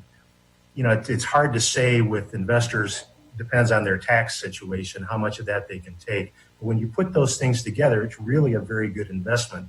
And once you get the donations and the equity put together, then you turn to a modest level of debt, and you can see the bank metrics here. We're not really concerned about the debt. So we wanted to lower the targets and really make this thing achievable. Who are the people who are going to put this together? Well, you've met Trish. Trish is now past the $500 million mark and is still going. She is doing projects all over the country, a lot of them for Midtown athletic clubs. Most recently in Chicago, won some awards, and you can see why. We are really not concerned about the cost estimating, doing this on time, on budget, and high quality work. We're going to get there. My firm, I just moved us to Evanston from downtown Chicago after 19 years. We've been here a year now in Evanston. We work all over the country. Our projects get a lot of attention. This is good for them, some more than others, but they do get the attention. A few local projects you might be familiar with that had a lot of challenges. Cristo Rey, creating a college prep high school in underserved communities, very successful, and trust me, there were a lot of challenges on that one. Loyola Academy, I directed this, put this one together. Different kinds of challenges, $20 million, 60-acre campus, athletic campus on the North Shore. A little closer to home, this was my project as well, Baker Demonstration School. Really tough challenges here, starting with zero assets and $0 and going to 20 million and completed in 22 months. That took it out of me, but I'm glad we did it. And what Trish referred to here, this is what we're working on right now, really a terrible school facility in Detroit. But the new leadership wanted to change everything. These challenges, all sorts of obvious things, but if you look at it, but no fundraising, no donors, no foundations, no government funding. We managed to get this financed, throw in a pandemic. It is under construction right now. That's me on the left, shoveling furiously. And this is what we're constructing right now. It will be done next September. We're very proud of this. But we're not going to do this alone. Trish and I are not doing this alone. We've got a great advisory board.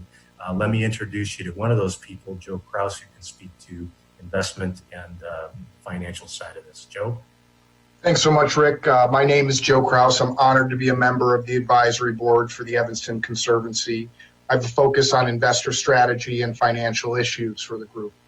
My professional background is in marketing and business development, and I've been a serial entrepreneur for most of my career with successful startups in AV and tech, as well as popular Chicago area restaurants.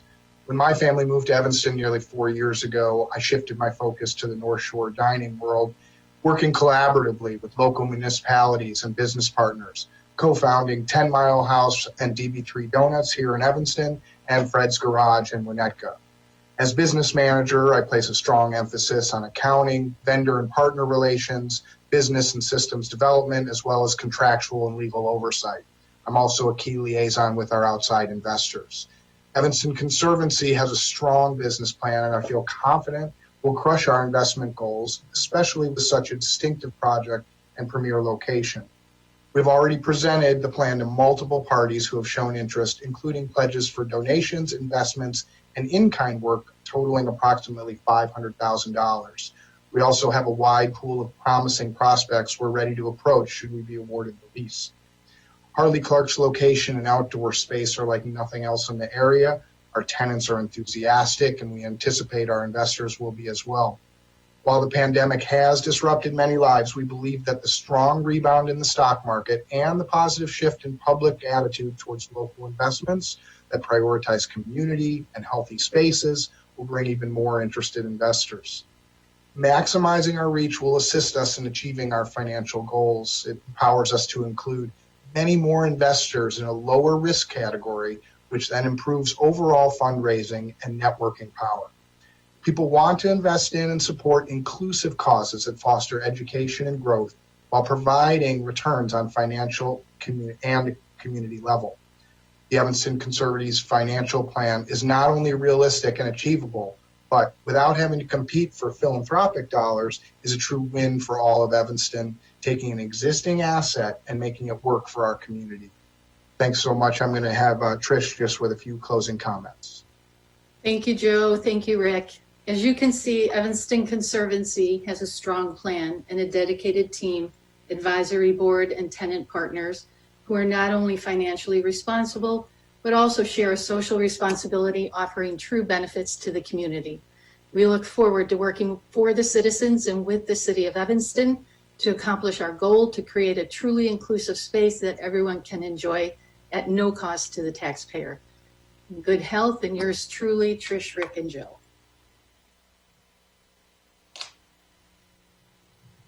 Sorry we went over a minute or two. No worries.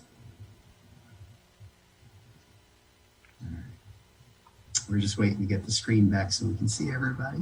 Here we are. All right. Well, thank you, Trish. Thank you, Richard, and welcome to Evanston. We're glad you moved here.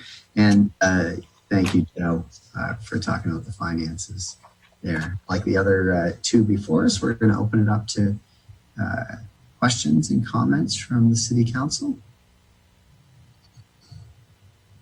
Okay, let's start with Alderman Fleming and then Alderman Wilson. Yes, thank you. I can try to look at the presentation. I think one comment I want to make is it seemed very thoughtful. I did like the multiple uses of the space, and I think as every presenter now has talked about, equity and diversity and inclusion and those tenants. I think, as a lifelong Evanstonian and as an African American woman, I'll just say that, I've been to Lighthouse Beach many times, and I think what draws African Americans, just like what draws anyone else, is a use that's interesting for them, not just that, there's music or whatever else, right? That there's a use that's interesting for them. And I do like that the building has many uses. And so while I might not have a preschool, or maybe I'd be interested in the mindful space or, the theater space in the lower level. So I appreciate that you all captured many different uses and that you thought through having, tenants of different interest points and the different rental rates for the tenants. I think I appreciate, because that is what, I will speak for myself, would draw me and maybe other African Americans there as something to do that interests us, not just that, the building's motto is to be inclusive, because the mission itself doesn't matter as much. The question I did have, though, about, I'm trying to look at the presentation on one of the floors. So you said, I think that you have prospective tenants already for many of the spaces. Was that correct? Yes. Okay. And are these, I know you don't necessarily want to give away who they are, but are they people who already have business in Evanston, or are they kind of more on the startup spaces? No, so Covenant Preschool has been around for many, many years. They exist. They used to be on Harrison here off of Central Street, and then they relocated to Gulf. And this would be a For Nature preschool, a second one for them. It would be additional, a new one. Okay. And then, sorry. Go ahead. No, then we've talked to many people who are every single person we've talked to was extremely interested and almost everyone signed after they saw Rick's presentation. So we feel like we have the ability to almost bring anybody we want forward, but we have a list here and they're all still interested. Okay. Heritage Bikes would go into the garage of the coach house and they would be serving anybody who bikes along the whole Sheridan Road. And so we thought that was a really unique fit for that space. Okay, and I belong to Talking Farms, so I'm familiar with them. And then my other question is just, have you talked to them kind of during and current day kind of pandemic to see if this is something they still would be interested in given their own? Just this past week we have. This is past week, okay. And then just can you go over the parking so I don't have to go through the flyer again, the presentation again? Rick, you want to take parking? Oh, parking? Or I can. Sorry.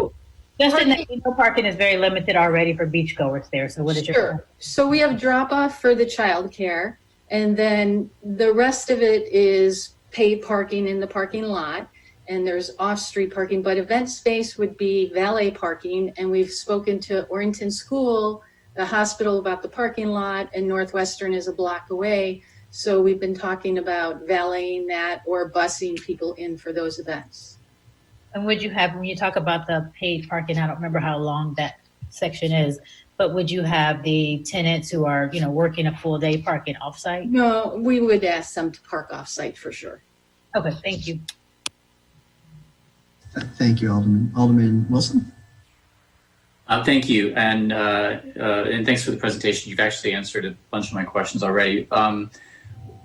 As you went through, one of the pie charts had division of the costs.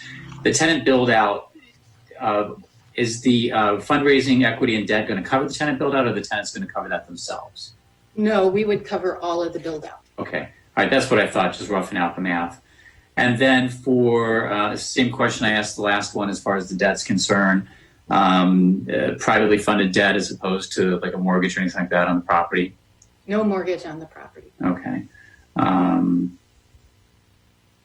Okay, and then the equity investment, the presentation alluded to it a little bit. The investors will get return on their investment through, it looks like a combination of both revenue stream from the cash flow as well as opportunities for, a variety of tax credits and opportunities that are just generally available, correct? Correct. Okay, so it's not all cash return, it's these other opportunities that are available. Okay. All right, thank you very much. Thank you. Other questions, comments? All right, I'll ask one. So can you just talk about the terms that you'd be looking for from the city of Evanston? What did we have in the proposal? I think it was. We thought it would be best to give you three options, and any of these work for us. So in all of the options, we're seeking a long-term lease. This will allow us, we're asking for 99 years. This will allow us to go with that financing without putting any liens on the property. But in each of the three options that we present here, we've got different levels of event limitations. So in option one, for example, we've got year 1 to 3 at $1 a year on the lease, but year 4 and after, add 30% of any annual surplus for those years where the investors get a return of 6%, or 50% of that surplus if investors exceed 12%. We structured it that way with the assumption that we could average, looking at it, I'm sorry, I got to remember all these things. I think average of 8 events per month would be the limitation. Option 2 has fewer events, and the revenue sharing with the city is respectively at 15% and 25% instead of 30 and 50. And then option 3 is even fewer events and there's no revenue sharing. We have to make the numbers work. The big difference here is in the number of events. And in all cases, those would be limited. So the tenancies would be the same in all cases. Most of the lease options are the same, but the revenue sharing for the city changes with the number of events that were allowed. Great. Thank you, Richard. Any other questions or comments from Alderman? Alderman Fisk. And I'm sorry, now that we're on this subject, and thank you for the presentation. I thought it was actually very helpful. Can you describe the events again, the events that you would be looking at, and how many folks would be attending these, and just give me a better idea of that? Sure. And I don't know, Trish, you wanna take that, or you want me to jump in? You can jump in, and I'll just correct you if you're wrong. Okay. Well, we've got the big spaces on the ground floor, and I think all four presenters here will tell you the same thing. There are opportunities, that middle ground. I mean, Lake House talked to it. There are small spaces, there are big spaces in Evanston, and there's sort of a sweet spot in here where there's a need, and our size, this building has the right size for that. We spoke with Northwestern. They were very interested in this. Or Northwestern, yeah, for all the space they've got, they're out renting hotel rooms for their department meetings. They're very interested because we're just the right size. We see a maximum for an event at about 150. That's what we could handle here, no more than that. So that or smaller. There's also the ballroom on the multi-purpose on the 3rd floor. That could be done separately or in conjunction. Again, it depends on the nature of the event. So it could be conferences, seminars. Yes, there could be a wedding in there, family reunion. We want people to really enjoy this space, and but we want to make sure that everybody appreciates their limitations. And if I could just add to that, those larger events are the events that we would negotiate with the city on how many we were allowed to have. But there are a lot of low impact events that we could have, conferences throughout the week. The conference center itself we've had a lot of interest in that. I think one of the other presenters spoke about the hospital, Northwestern. We've spoken to all of them as well. They're very interested in local spaces that they can hold conferences that just doesn't seem to exist. I think the hospital right now is going up to like Glencoe somewhere. So we've talked to everybody. So I think the low impact conferences could generate a lot of income. That would be really well for us.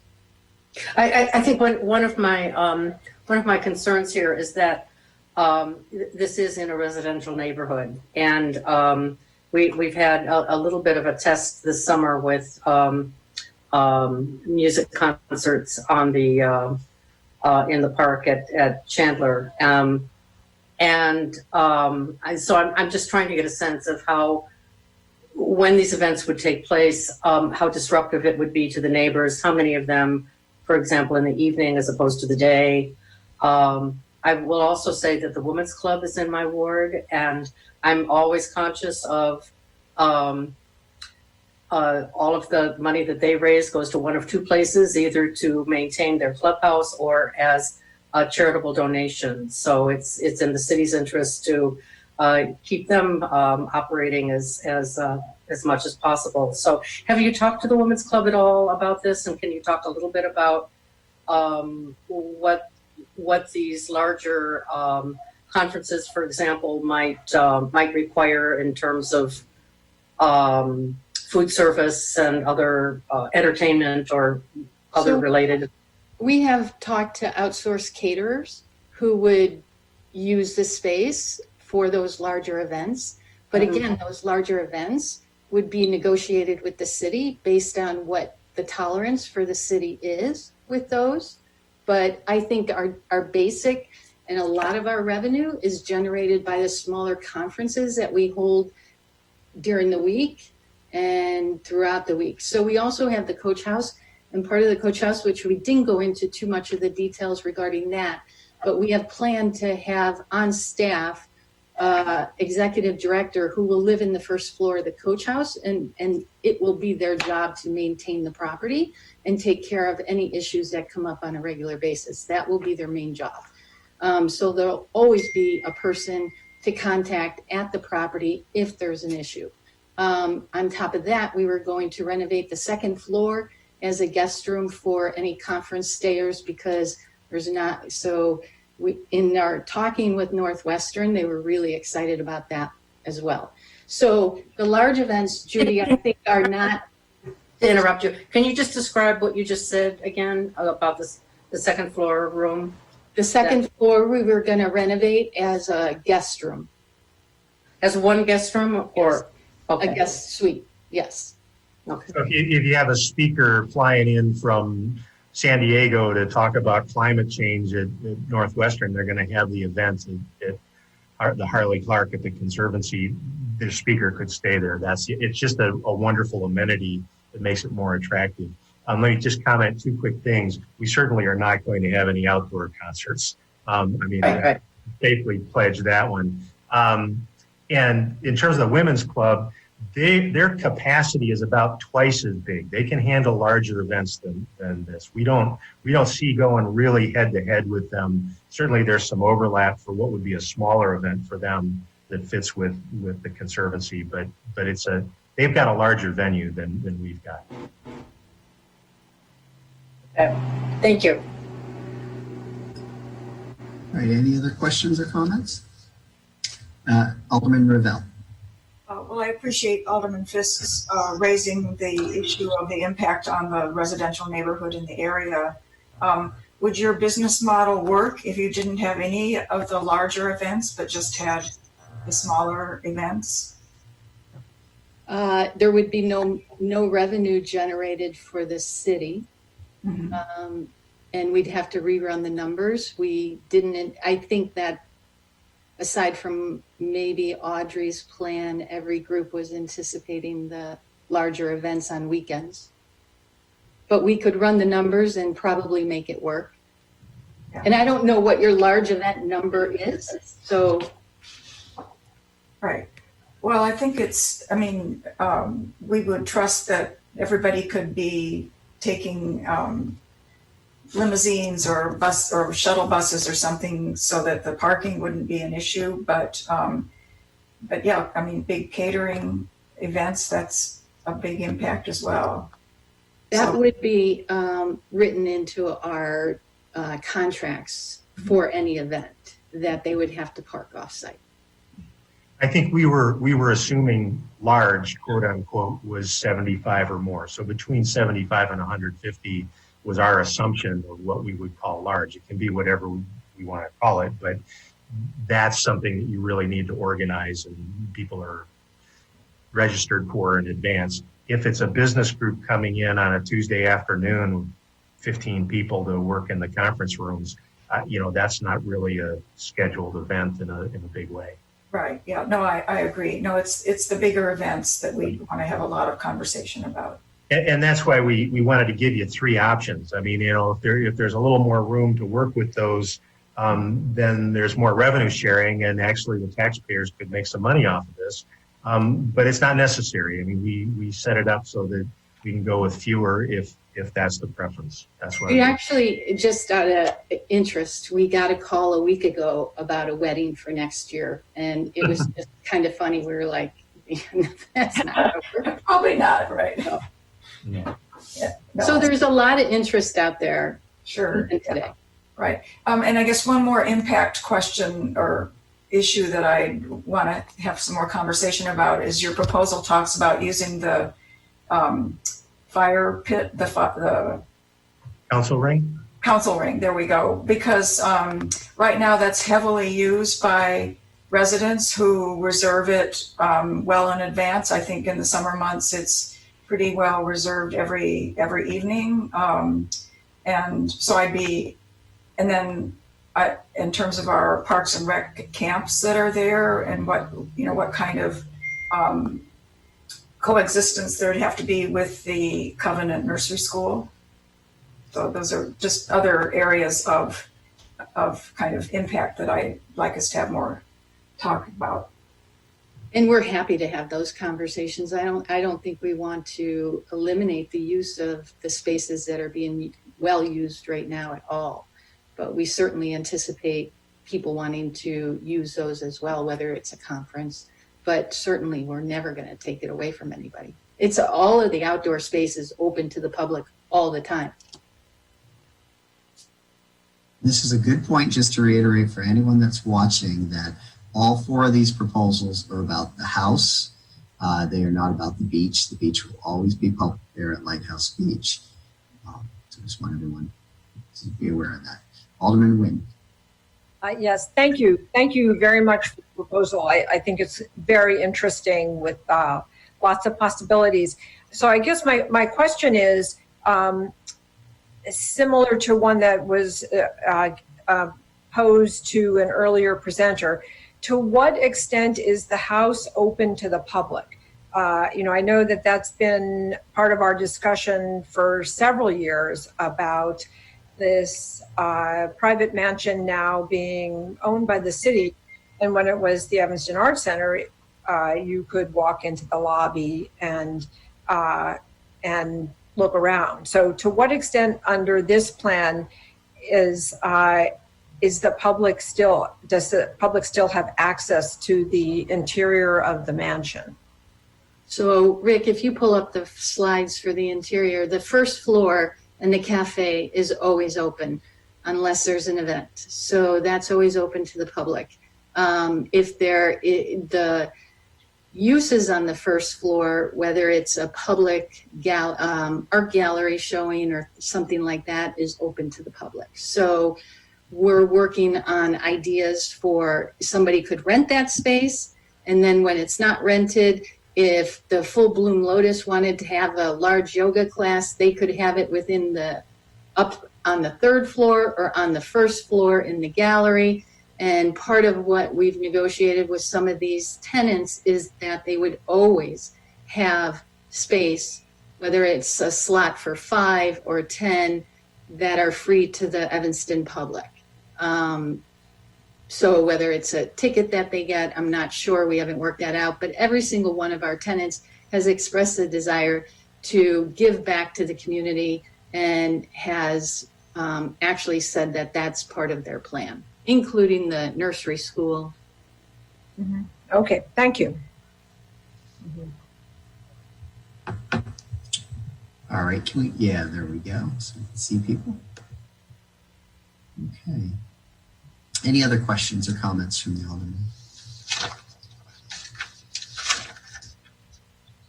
All right, seeing none, I want to thank you for the thorough job that you've done and all the effort that you've put into this.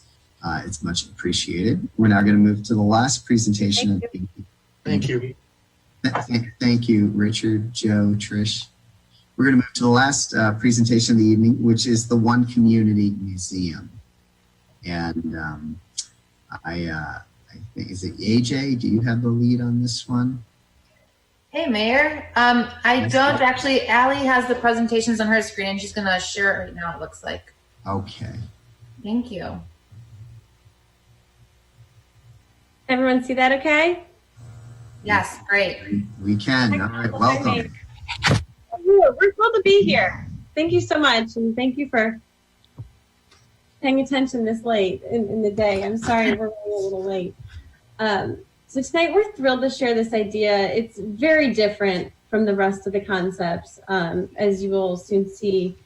Our proposal for the One Community Museum at Harley Clark House is for a free museum, a sustainability museum, which would be the first in the U.S. that we know of.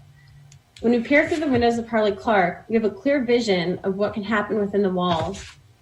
We see experiences that can be shared among community members that will inspire us all to connect in new ways and challenge us all to be more conscious in the choices we make in our everyday lives.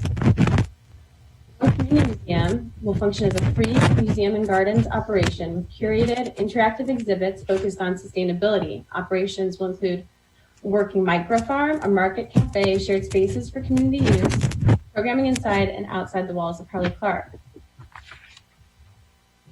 I'm Allison Levine. I am locally grown, in the vein of sustainability, and I work for an Evanston-based business in international tax. I am passionate about design and restoration, and I've completed 2 projects in the same era, although not on quite the same scale as Harley Clark, but went through the same components of doing all the insides of the work, the plumbing, the HVAC, the electricity from scratch in 2 properties, one in St. Louis and one in Norfolk.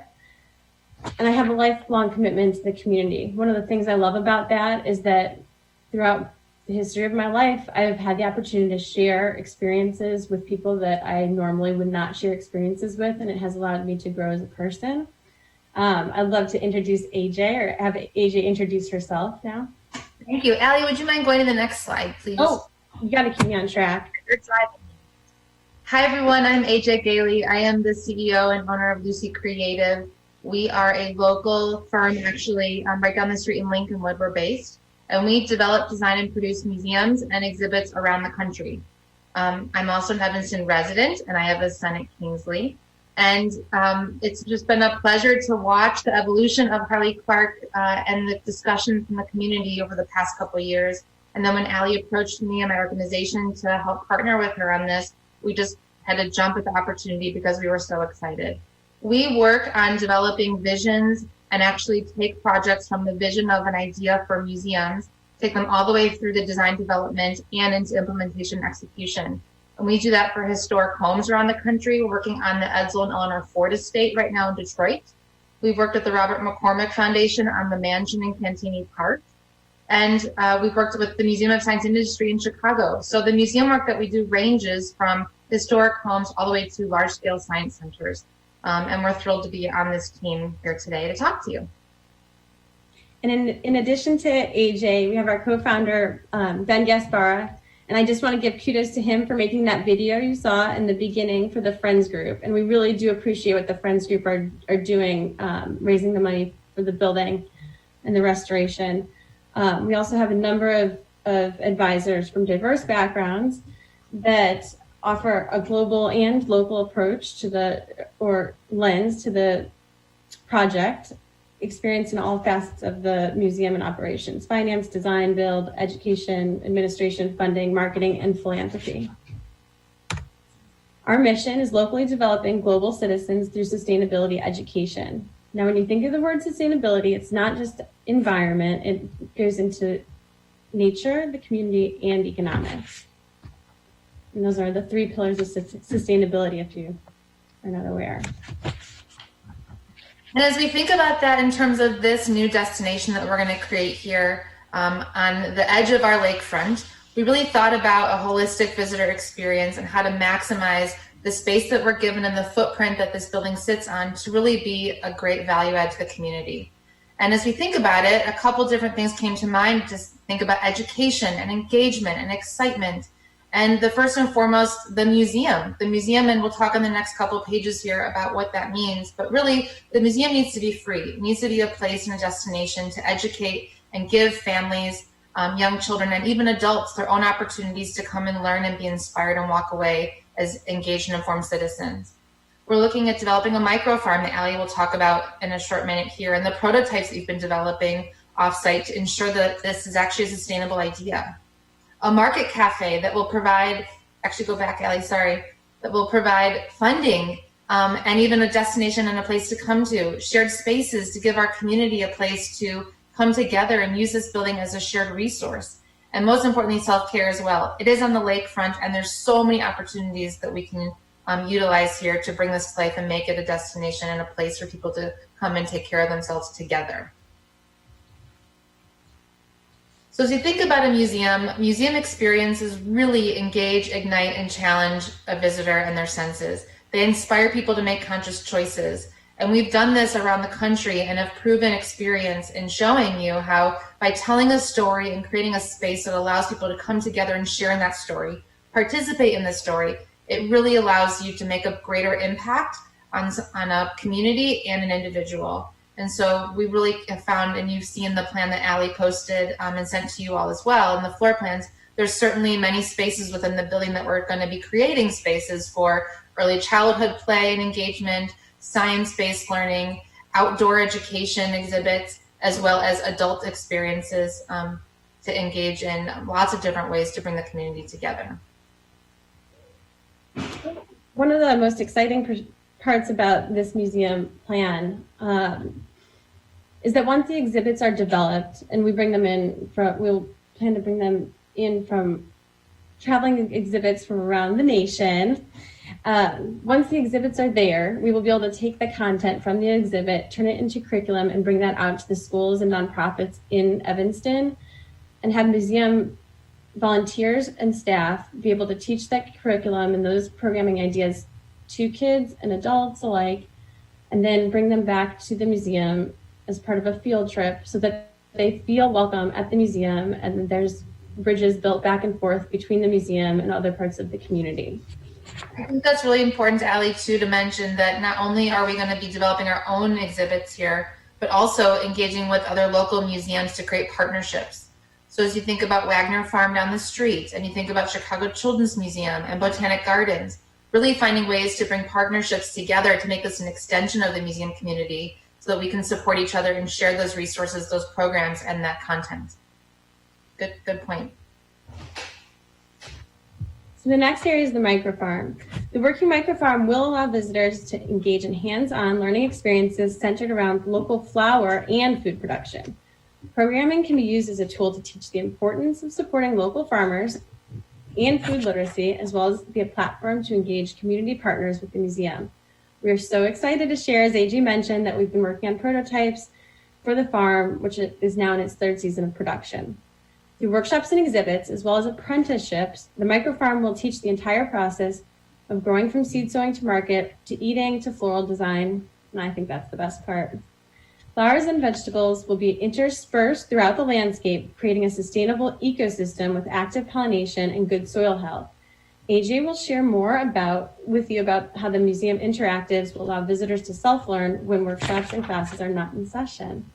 Yeah, so we've done a couple different exhibits around the country where we're actually using outdoor exhibits to engage visitors in the exterior. We're actually working on a couple projects that also have Jen's Ginseng Gardens. And so there's so many opportunities, not only within the space of these programs to educate our visitors, but also on the outside within the grounds. So we're just so excited about that as well.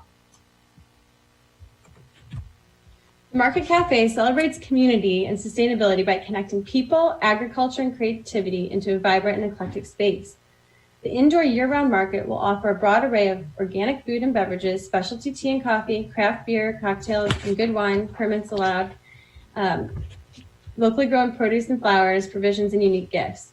The Market Cafe will provide a steady revenue stream and can also be used to forge partnerships with local businesses and farmers, for example, by being an additional site pickup for a CSA subscription, which is community-supported agriculture. Patrons of the market will also be able to harvest their own food and flowers if they would like to be more immersed in the microfarm without getting their hands dirty. We envision people stopping by the Market Cafe throughout the day to grab a cup of tea, salad, or provision on their way home from work. There is something inherently special about sitting in an old building and just working, just chatting up someone you just met. The building seems to sometimes have a life of its own. Shared spaces will include co-working and studio spaces, self-care studios, and multi-use spaces for conferences, small conferences, lectures, and small performances. At the heart of the museum is the concept that the more we all share spaces with those that we may not usually interact with, the more we will thrive as a community. The Harley Clark House is so beautiful and expansive, with so many different areas in which to escape. It is the perfect place to reflect and spend time with others or just by yourself. The museum will offer a safe and inclusive space for mental and physical growth and enrichment. Visitors can engage in mindful experiences with prompts from the museum or exercise classes with other community members. There will also be plenty of spaces where people can simply sit together to converse and share stories, which is so powerful. The museum will actively promote self-care because sometimes we forget to take time for ourselves. And most importantly, community engagement. This is not our museum, this is Evanston's museum. And so as we think about all the different ways to bring the community together to define what this is, we think about it through a couple different lenses. Co-creation. We've shared a plan with you, and that is only the beginning of the discussion that we hope to have with the community about the spaces, the topics, the themes that will be discussed here. Inclusivity. This needs to be a space for everyone. We need to make sure of that. And the only way to do that is to engage all communities into the process of development. We can't make any assumptions.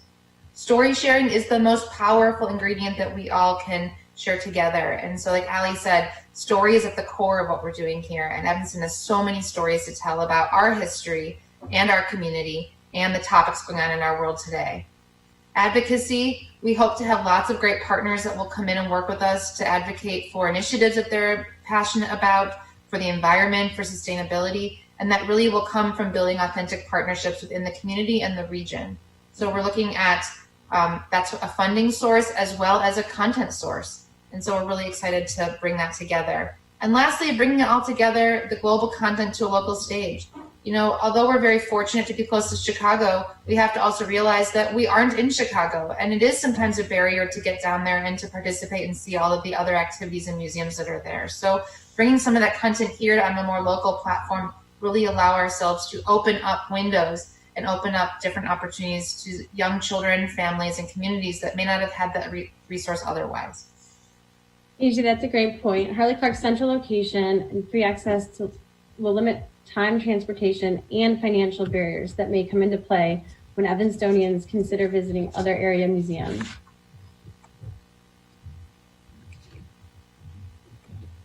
Next slide. I'm trying. Oh no. 2 minutes. So we did put a plan together to show you all how we are thinking about actually bringing this to life. An idea is an idea, but it's not an idea until you can actually prove you can make it a reality. And so as we think about this project, and we've done many projects like this already to date, we break it down into 3 phases. The first is really the project initiation phase, and that's where we'll dive in and look at what is the vision, what does the community need, what is the holistic budget, and how will we break that out across the years to come. And then how do we actually start creating opportunities for revenue right away to build buzz around the project, but also to create great partnerships in the initial months. The second phase will really focus on engaging and igniting the project. So as you can see here, we'll start to open up the house, we'll open up the spaces, we'll have to use the first floor, create temporary exhibits on the exterior and the interior with a small investment. And then by phase 3, which really will take us into the coming years, we'll be looking at a much larger investment to restore the building, get it up to code with all of the accessibility things that we need to address, as well as the occupancy needs to use the second and third floor. I don't know, Ali, if there's anything else you want to add to that. I just want to add that we are fully funded for phase 1 and we are ready to get started with engaging the community, taking our virtual content and getting that out to the Evanston public and open up some outdoor exhibits. So with that being said, do you want to go to our last slide, and we made it on time? Thank you. We look forward to continuing the partnership and building a relationship with Evanston. Thanks, everyone. All right. Thank you, AJ. Thank you, Allison. All right. I think there we go. Now we can all see each other. Thank you so much. And I mean this to all the presenters. I mean, it's not easy to sit out there and put your vision out there for the world to see, especially when we know, only one's going to be selected if the council even chooses one, or maybe they go in a different direction. But it's not easy to do that. And it's a lot of work and heart that goes into these. So thank you so much. So I'm going to open it up like we did on the others to questions. I see Alderman Fisk with her hand up. So we're going to go Alderman Fisk first. Yeah, thank you for the presentation. So am I understanding correctly that there would not be any money put into the house itself for 2 years at the very least? No, that is not accurate. We will be putting money in right away, and we're going to go in priority preservation order, and we want to get that building up and running. So one of our steady revenue streams is a tenant occupancy, and we would focus on getting that area up for the tenant up and running so that we will then have steady income of $10,000 a month that will be steady with us through the next phases. So we will, AJ, you want to touch on Yeah, we realize that it is a large investment right away in the initial year to have to make the whole building occupiable. And so we're going to focus right away on that tenant improvement space and that within the first year, so that in the next 2 to 3 years, we can actually focus on building out all the other spaces with the larger investment, as well as the thoughtful planning. You know, to do a project like this, as you've seen from the architects, it takes a lot of time and thought to make sure that it's holistic and that it's also respectful of the historic structure. So we don't want to do anything knee-jerk either. Right. I guess I was thinking more in terms of, you know, the window restoration and just, you know, making sure that the house is buttoned up and that problems aren't continuing. So yeah, is that something that you would be addressing on day one? Right. Correct. Yeah, we'll need to condition the building right away to ensure that it can be preserved for the long term to do the larger project. So that's correct, Alderman Fisk. Yeah. Other questions or comments? Alderman Fleming? Yeah, can you? Oh, you don't have your screen up. So I missed part of that phase one. You mentioned the money was already there for phase one, but what is included in your phase one? Allison, you want to pick up? And we can put that back up if you want, because that did have money along the bottom. It was 50,000 for phase one and then 500 for phase two. So why don't you guys talk a little more about that slide and the council can look at that. Sure. Allie, would you like to dive into this one and then I can add some color as you go through it? Yeah, sure. So I think we have some content built up that we would love to share in a virtual way to engage the community, and not just the community in Evanston, but more globally, because we have content that we can share that we feel is relevant to a global audience. As well, we will start working on outdoor exhibits and maybe even take exhibits from the local community to show in the lawn there at Harley Clark. We also want to make sure the community is engaged at every process of the restoration. And so we would like to, safety and COVID protocol, keeping safety and COVID protocol in mind, allow visitors to take tours throughout the house and witness the different restoration projects that we'll do throughout phase one. So the building will be open and closed depending on how safe that is, but as a method to educate the public and those that are interested in those trades. So another aspect. Everyone loves a behind the scenes tour. You know that. What's that? Everyone loves a behind the scenes tour. Totally, and those are great fundraising opportunities. As long as the city would allow it and the COVID restrictions don't come into play, having some events utilizing that conservatory would be really amazing. Obviously, we are in a different time now, so we have to consider COVID with that. But we'll see how that goes. But we would love to share that space immediately with people and get them engaged and invested in this project. I think the other piece is having community workshops. I think the biggest part about this one community project is it is part of the community. And so beginning the workshop process to ask the right questions and engage the right groups so that we aren't designing and developing this new amazing place in a bubble is going to be really important. And I think we forgot to mention in the presentation that we mentioned that community engagement was very important, but we have a local community council that we would want to fill with members of every ward. And the way we would fill those positions is by talking to local leaders, the Evanston Community Foundation, the city commissions that are related to disability and equity, and those board positions to get local community leaders involved in the project and make sure that we are addressing local community needs. We will also start to establish strategic partners in this area so we can go after sponsorships. We have a volunteer that will start going after grants for the first two so that we can build our grant proposal. We have garden restoration commencing with volunteers, but not thoughtfully and mindfully. Not disgracing the Jensen Gardens. And then I think I mentioned we were ready to start with planting, fundraising around the micro farm. And then below here, our aggressive fundraising strategy is listed below. So that would be a big part of phase one. Creating our Founders Club, having fundraisers, a show house, which would allow the building to actually be restored to the process of sponsorships from designers and floral designers throughout the region that want to showcase at the house. Build alliance partners, work with my mentors within the private philanthropy areas in the museum world to find the right donors for the project. And we do know that they are out there, and host some special events. Did that answer your question? I'm sorry, I'm terrible at this. That was great. Afterward. Thank you.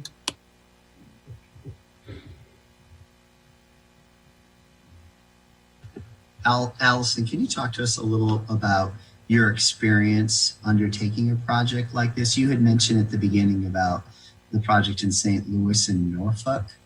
Right. But I think what we're looking at too is, not only, okay, how is this team going to fund it? What's the function and the purpose? What kind of impact does that have on the neighbors and the community and the value to the community and all that? But it's also, the team of people that are putting it together and can they pull it off?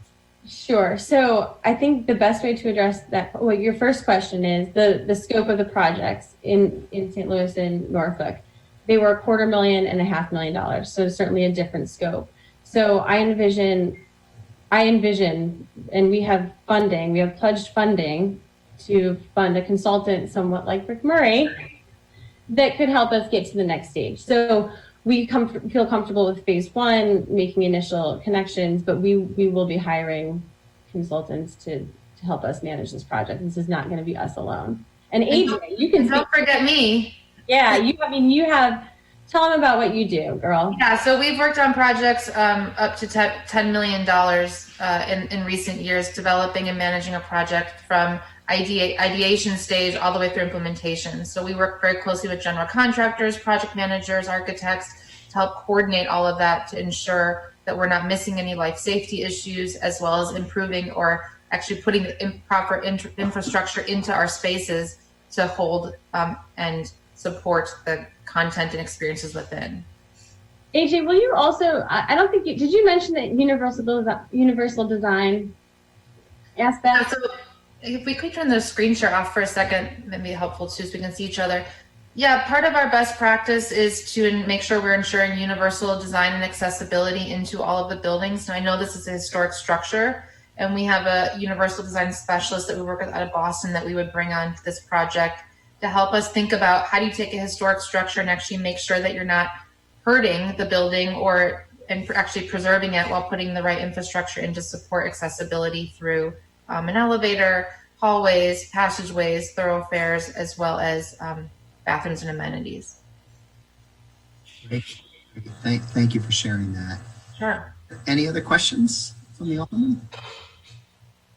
Alderman Wilson. If you could just kind of recap the lease term that you guys are thinking is going to work best for you. $1 per month. Okay. And how long were you imagining? 100 years. I mean, we're vested. And I don't know if I mentioned this, but beyond the $5,550,000 estimated cost, we would build a $10 million beyond that. So we estimate revenues every year to be around $500,000, and then $10 million that would account for the rest of the revenues that would help the building stay an asset to the community into perpetuity. Okay. All right. Thank you. Thank you very much for the presentation. Yeah, thank you. So Allison, just so people are clear, so that extra 10 million you're talking about is like literally creating an endowment. Endowment. Yeah, I think that's the only way that this can truly stay an asset to the community for that length of a period. It's the only way. All right, seeing no questions. Thank you so much for all of your effort. And again, as I mentioned before, all the presenters, it's not easy, again, putting a vision out there and having people react to it, but it's bold and we appreciate it. What we're going to do now is I'm just going to open it up to the City Council for any conversations that you would like to have amongst yourself. And I know we have Deputy City Manager Kimberly Richardson with us today.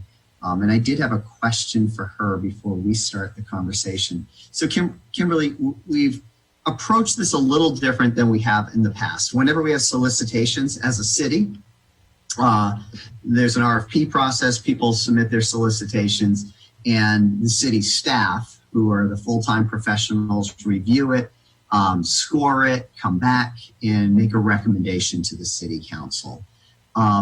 We've done that, I think, in the past. Again, we've been through so many iterations here with Harley Clark. We decided as a council this time, the first step along the way, we wanted to be these public presentations to the City Council so our community could see, as well as have an opportunity to react with their thoughts.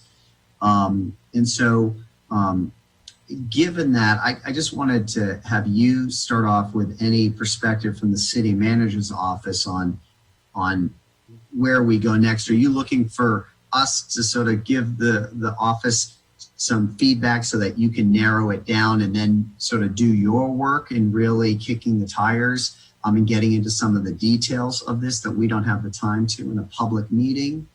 Or are you looking for the council just to say, hey, this is the one we like here publicly? Again, normally this stuff I think is done when we go into negotiations on things in an executive session.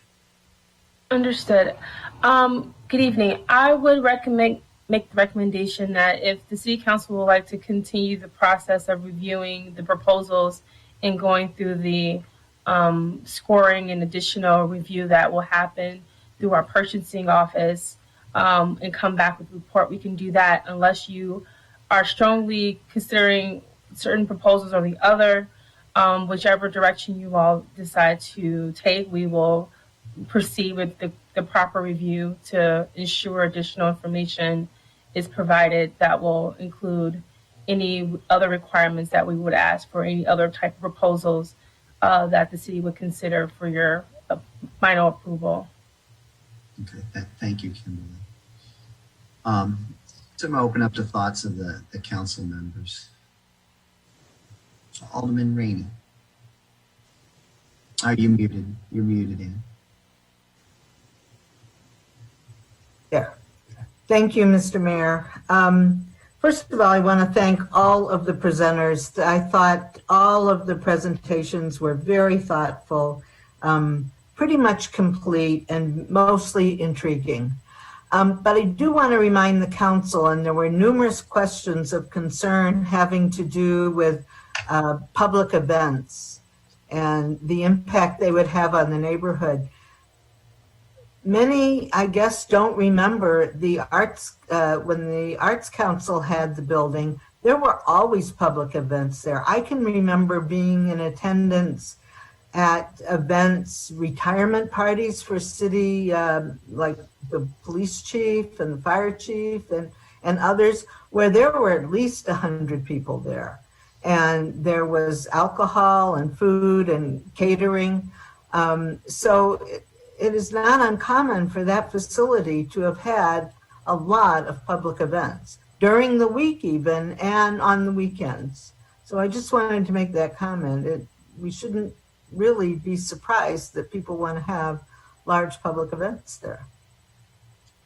Thank you, Alderman Rainey, and I'm glad you made that point because living next door when the Art Center was there, yeah, there were some smaller weddings out back and some music and stuff like that at times. Yeah, you don't have to worry. Just like when we were concerned that Jennifer Pritzker's bed and breakfast would be knocked down, drag out parties. Very, very genteel and very lovely and very well policed and well-mannered people have large social events, and there were big parties at the Art Center. And and it's a lovely venue to have those kinds of things. And it's a great way to make money. Alderman Fisk, you're next. Yeah, I just wanted to answer that question. And what we're looking at is we're looking at proposals where their revenue is based on events, and those events, depending on how many they're going to need or to raise the revenue that they want to raise, is going to have a significant impact on the neighborhood. I mean, we're in the middle of a residential neighborhood, so let's just make sure that we involve the community and that we are taking a good and fair and objective look at this, because I think it's important to do that. I agree. And if Kimberly, city staff are taking a closer look at all of these, the impact on neighbors would be one of those factors, sort of a rating there that the council be interested in. Alderman Wilson had his hand up next. And thank you. And I appreciate Ms. Richardson's comments, and I agree with those as far as, getting together some more specific, I think she used the word scoring, but however that's characterized. I also I appreciate these proposals as well. All of them were very thoughtful. It's interesting to see, number one, it's interesting to see the similarities. So there are a number of, common threads throughout all of these, and I think that's partially an evolution of this process and figuring out what the community is looking for and expecting. And I find that part of it encouraging. I also appreciate that these all reflect what I'll call tangential experiences. So these are things that people can participate in, do, touch, feel, see, experience. And that's the kind of thing that I was, expecting to have as far as this space is concerned. So I appreciate that all of these have that in different ways, but it's all included in part of those as part of their concepts. The finances are important. I appreciate the candid information from all of the groups.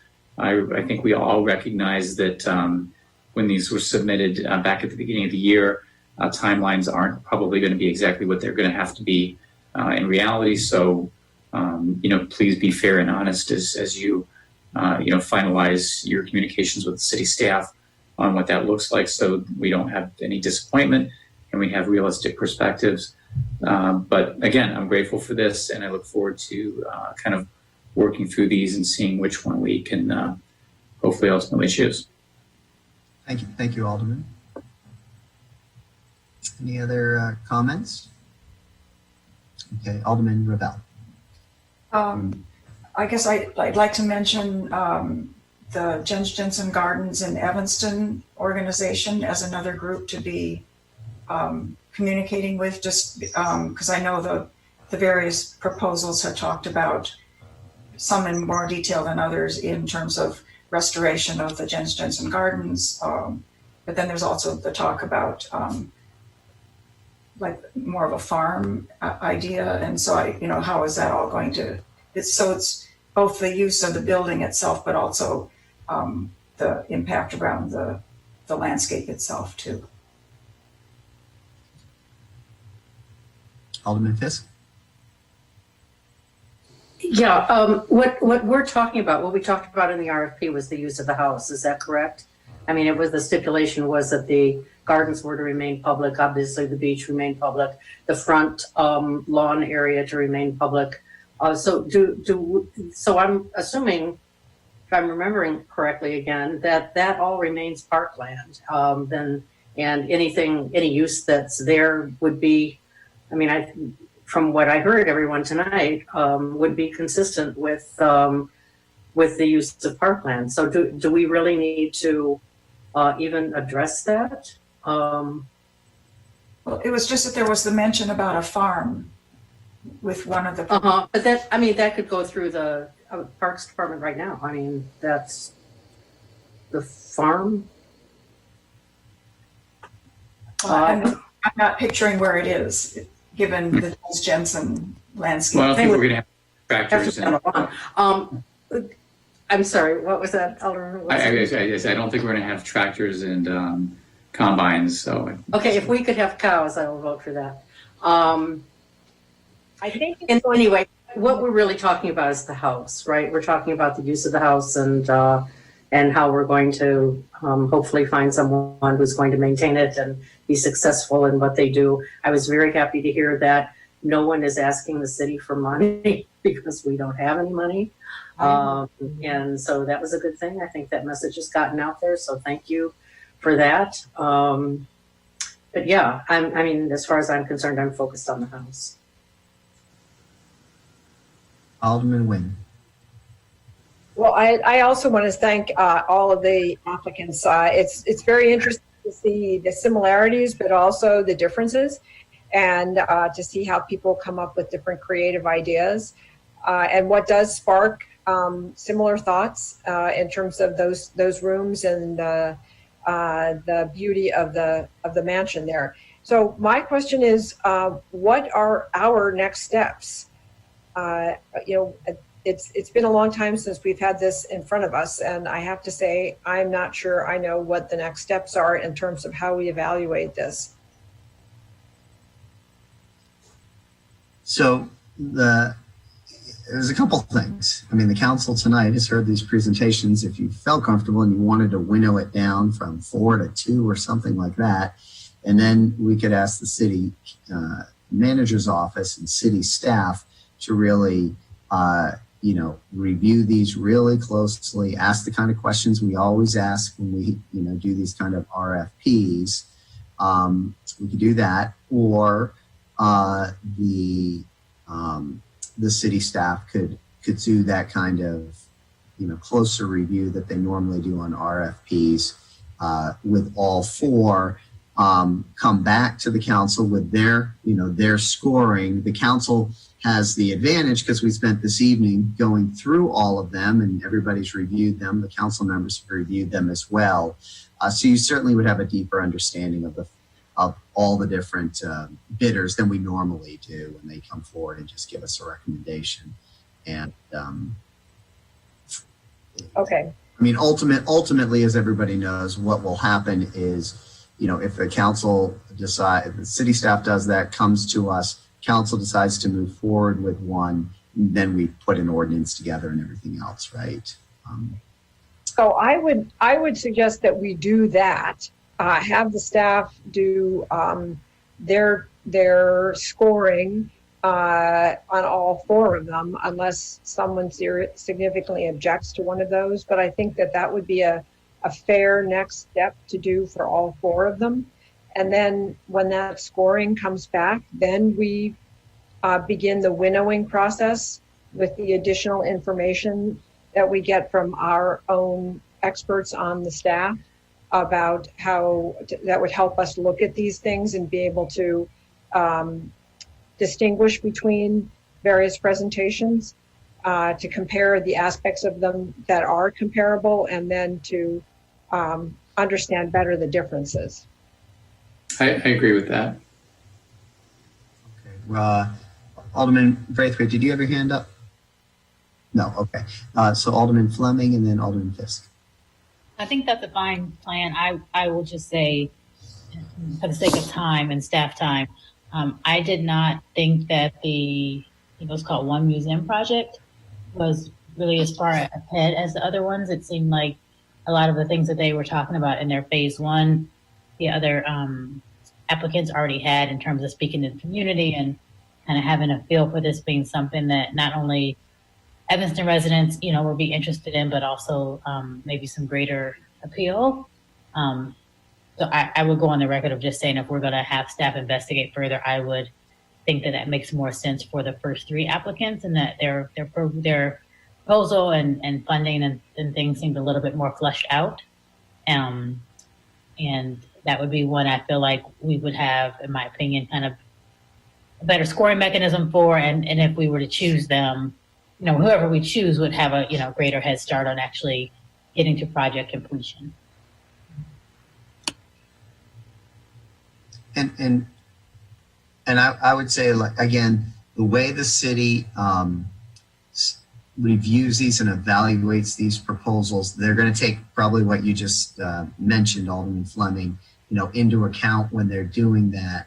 I don't want anybody to think that there's going to be a lot of phone calls and all this time back and forth, because we're not at the point where we're negotiating with any particular, bid Right.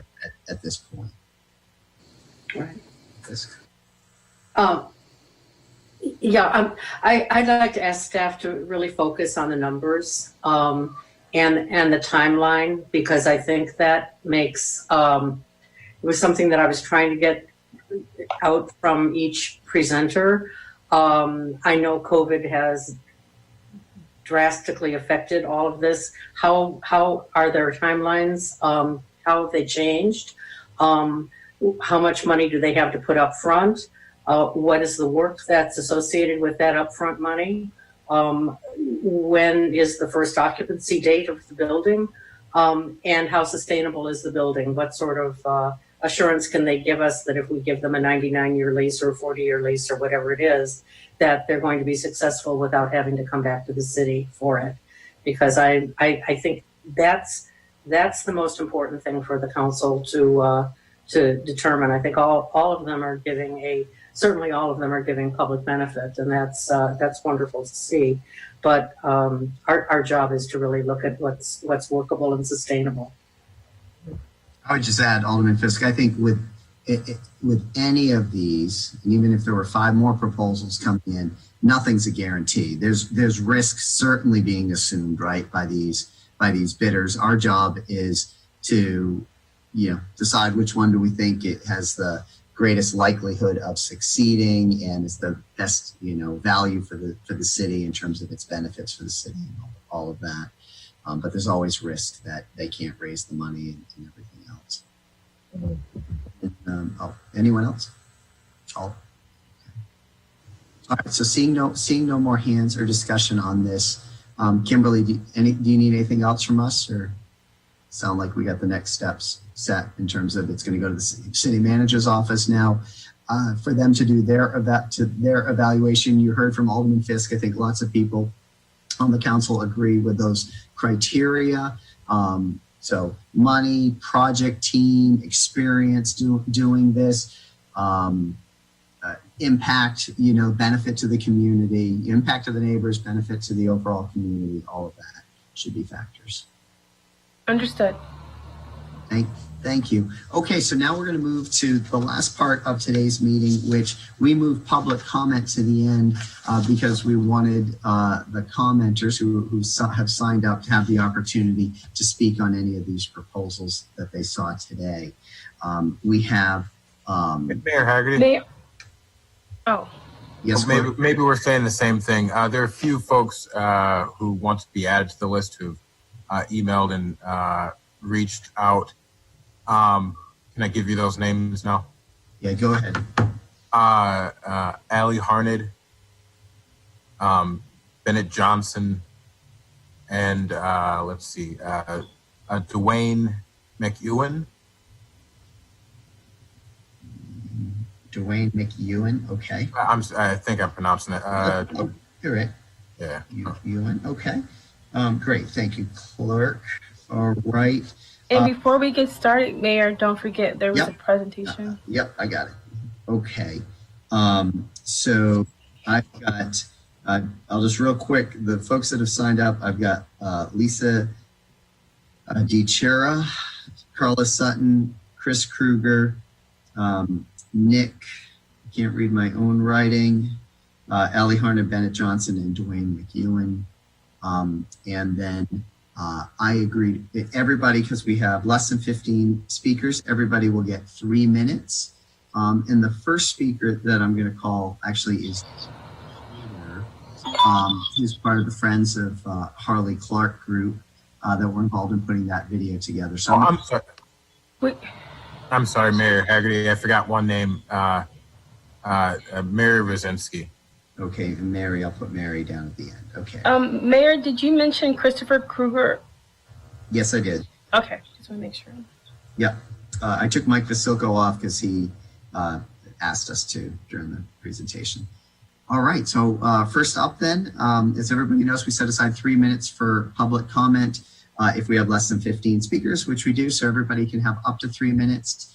And I'm going to ask Ms. Richardson if she'll just keep track of the time, and and can put it up like you did with the others. I thought that worked well.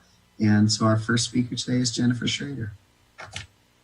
Hi, Mayor Haggerty and Alderman, City Clerk Reed, and public.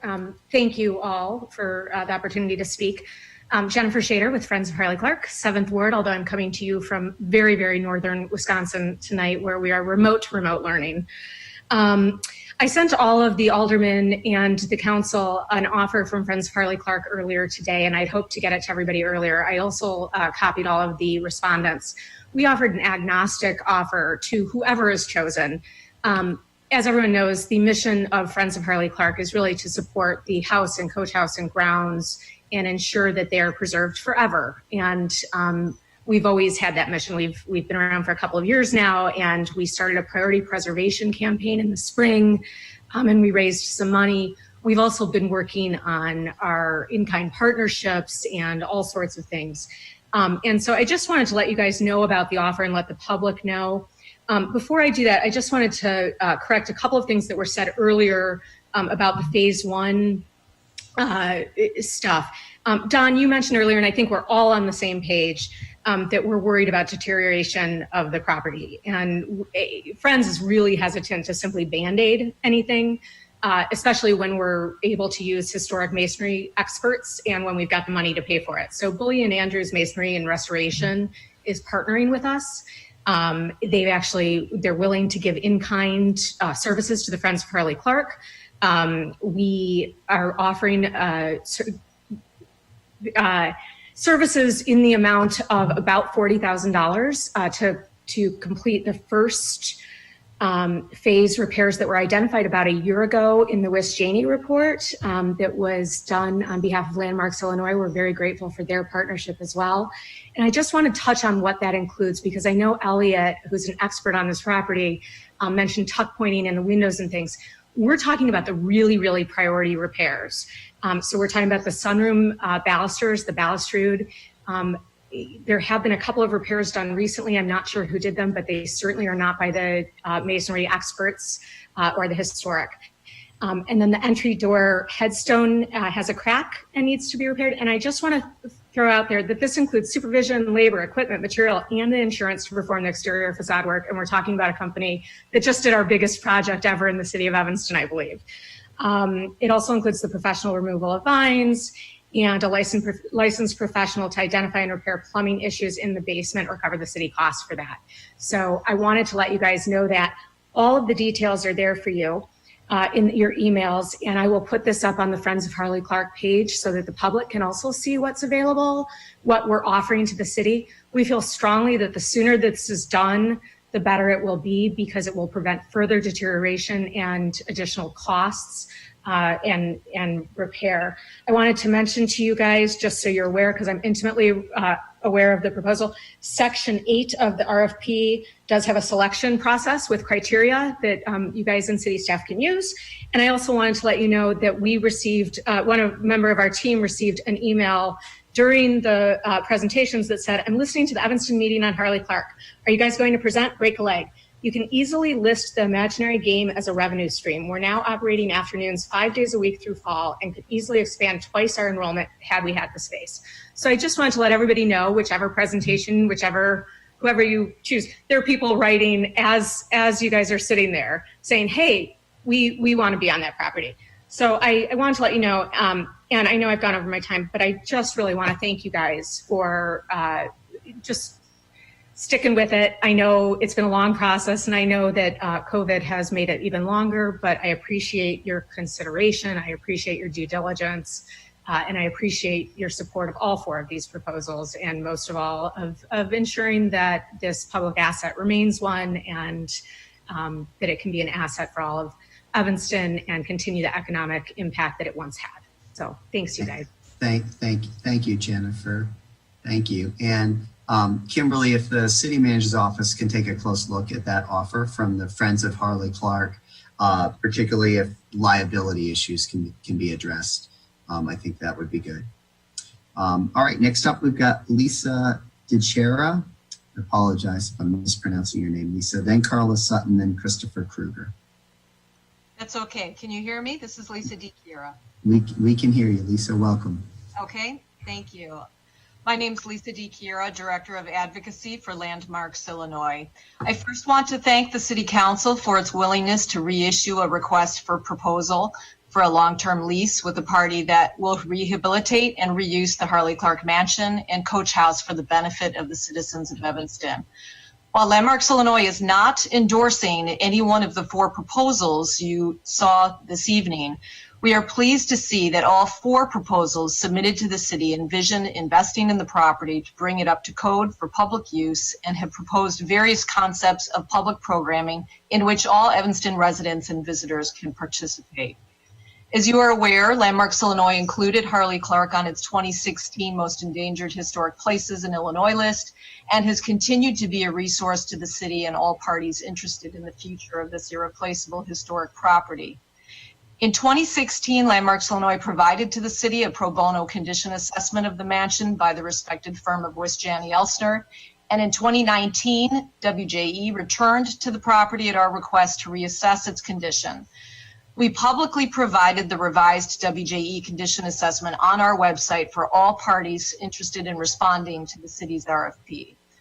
The report noted that, quote, while in need of maintenance, the Harley Clark Mansion is generally in serviceable condition, unquote, and repairs needed are generally consistent to a building of this age.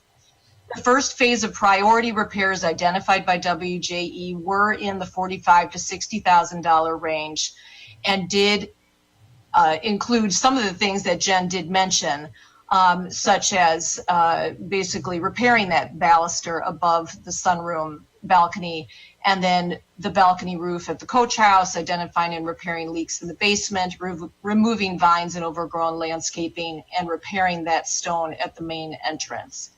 The condition assessment report details and prioritizes repairs needed at the property in 2 additional phases and offers estimates on their costs as well. None of these are out of the ordinary for a building of this age. The new user and approved use selected by the city will determine the ultimate code upgrades required at the buildings, and Landmarks Illinois is happy to assist with future evaluation of these needs as well. In addition to preserving this place of irreplaceable architecture and landscape design for all Evanstonians to enjoy, I want to remind the council that rehabilitation and reuse of Harley Clark can provide the additional public benefit of local jobs and local economic investment. Investing in rehabilitation creates more jobs than new construction per dollar spent because more money goes into labor than materials. And with any rehabilitation undertaken at Harley Clark, we believe there could be job training opportunities that can benefit Evanston citizens.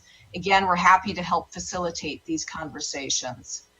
Again, many thanks to the council, and we look forward to continuing to work with the city, local advocates, and potential users of Harley Clark so that this important landmark is both rehabilitated and put back to productive use for the citizens of Evanston. Thank you. Thank you, Lisa. All right. Next up, we've got Carla Sutton, then Christopher Kruger, then Nick Patera.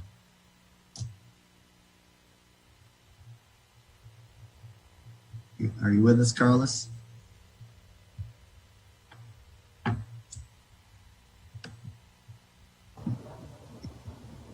Mr. Sutton is now on the line here. No, I don't see him. So we'll move to Christopher Kruger next then.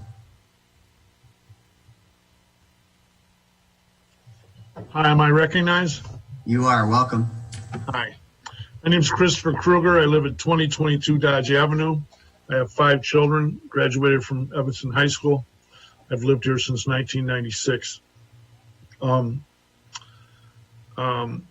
As an initial matter, and for the record, I'm not sure that Zoom meetings comport with every aspect of due process in terms of open meetings, in terms of the right of people to assemble, in terms of the right of petition. So I would be remiss if I didn't mention that. So I'm not sure when you're dealing with a home that's been there 90 years and belongs to the people of the city of Evanston, that this body is comporting with due process. And that might not matter, but I wanted to note that for the record. So I think I support the ECLG because I think that the people that saved Harley Clark should be the people that exercise the stewardship over Harley Clark. And I think I can say, and I think it's fact-based to say that the people of Evanston own the property Harley Clark. And, I don't have much of a sense of personal interest, but it is a fact, and it was interesting watching an earlier video from the stonemason that there was a stonemason named Paul Kruger that actually worked on the Harley Clark building, and that was my grandfather, who lived on Green Bay Road in Winnetka, who was one of the stonemasons that worked on the Harley Clark building. So I think that if there's anyone, the council probably knows what plans they're interested in. If there's any council members on the fence, I think you should err. I think you should not be seduced into a myth of meritocracy, of when we take a corporate type procedure like a RFP to weigh the benefits to the community, when we have dedicated community activists, we have dedicated people that worked on this without compensation, without the promise of reward, without economic incentive or opportunity to save this because it was dear to their vision of Evanston. It is one of the last places on the lakefront available to the people of Evanston. And I think the people of Evanston should be entrusted.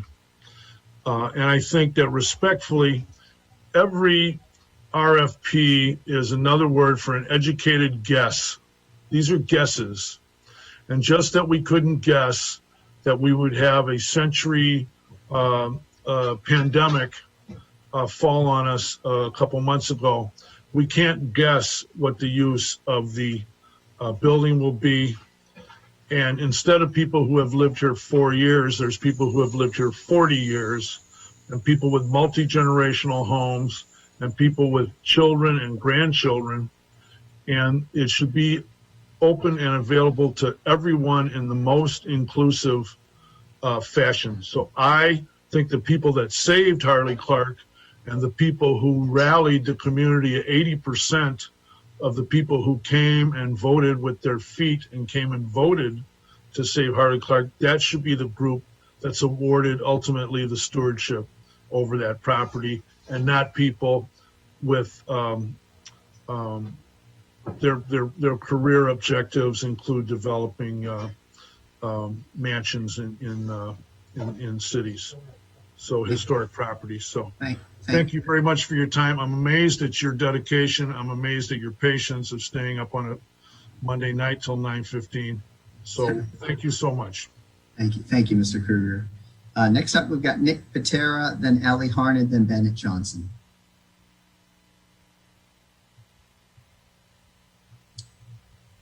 Hi all, my name is Nick Patera. I'm a principal at Tesco Associates, and I'm also a member of the Artist Bookhouse team. I'm landscape architect. I think from the City Council's point of view, it's a question that I asked myself if I was sitting in your seats is, how do we differentiate this proposal for Artist Bookhouse from the other proposals? We have absolutely one of the most unique sites in the Chicago lakefront, who has a lighthouse in the backyard, who has lighthouse landings and Lawson Park embraced as the crown jewel in the center of this park with the Jens Jensen landscape. I've worked on several of them. I've worked on projects in Evanston for 32 years with Tesco Associates. And what are we doing that's different here than the other proposers? We are different because we have a programmatic specificity to the Artist Bookhouse that the other groups don't necessarily have. So I think that that's a good fit for a unique property to have some kind of a unique use. It's going to take some courage. It's going to take some foresight and some vision on behalf of the city council and the now it's been turned over to staff to try and differentiate us and the others and bring it back to city council, I'm assuming, to say, do we have a broader vision? Do we have a regional context? Do we have a national context? We do. These are all things that I think are very different from Artist Bookhouse, from the other proposers who are having events and great opportunities for things that are environmental or mental health and so on. But I think that Artist Bookhouse is in the caliber of other things that say, what's the signature of Evanston? Evanston, if you ask outsiders, is Northwestern. It might be healthcare and hospitals. It may be our streetscapes and beautiful trees and our landscapes that we have here. But it's something I think that is going to be looked at to say, are we just another event house, or are we something that is unique as a distinguished use that would marry our lighthouse landings together with the Jens Jensen landscape and the specificity of a particular use that's creative, innovative, and inclusive of the entire community. I'll stop with that. Thanks for listening. Great. Thank you, Nick. Next up, we've got Allie Harned, Bennett Johnson, then Dwayne McEwen. Hello, everyone. Can you hear me? We can hear you. Welcome. Okay, great. Good evening, everyone. Thank you for your attention this evening. We recognize that this is a time of many challenges, and this is not the highest priority issue. So I encourage us to really keep our focus on equity and what the potential is for the Harley Clark property to enhance the city of Evanston so that all residents can enjoy it. It's easy for us to say that Black Lives Matter, but now let's make Black lives belong as well. Let's make them feel welcome in a place where they historically have not. To that end, I am speaking in support of the Evanston Community Lake House and Gardens Plan, which is the only plan that has the community use as the absolute forefront and the guiding star in all decisions that are being made moving forward. ECLG's $1.5 million loan will also help it be the only plan that is planning to have the doors open next year. We also have a partnership with in-kind donation of plumbing services from Cahill Plumbing, which would utilize a local business, and combined with the masonry promised in-kind, that would really get us going. I also urge caution about granting a 99-year lease for anyone. We should learn from the mistake of the advanced disposal environmental injustice problem that we have. And finally, I'm curious to know if the city council is open to the possibility of combining the best parts of the proposals that have been offered to help ensure success. I know that's been kind of talked about in the past, and I'm just wondering if that could be done. This is our shot, and we owe the people of the city of Evanston, who voted overwhelmingly to preserve the mansion for public access, we owe it to them to get it right. So I really encourage you to think justly. Thank you so much. Thank you, Allie. Next up, we've got Bennett Johnson. I may have been mistaken about Mr. Johnson. Okay. All right, I'll talk. Okay, well then. Welcome back. I'm on the board of the Evanston Community Lake House Gardens. I also was part of the Friends of Harley Clark.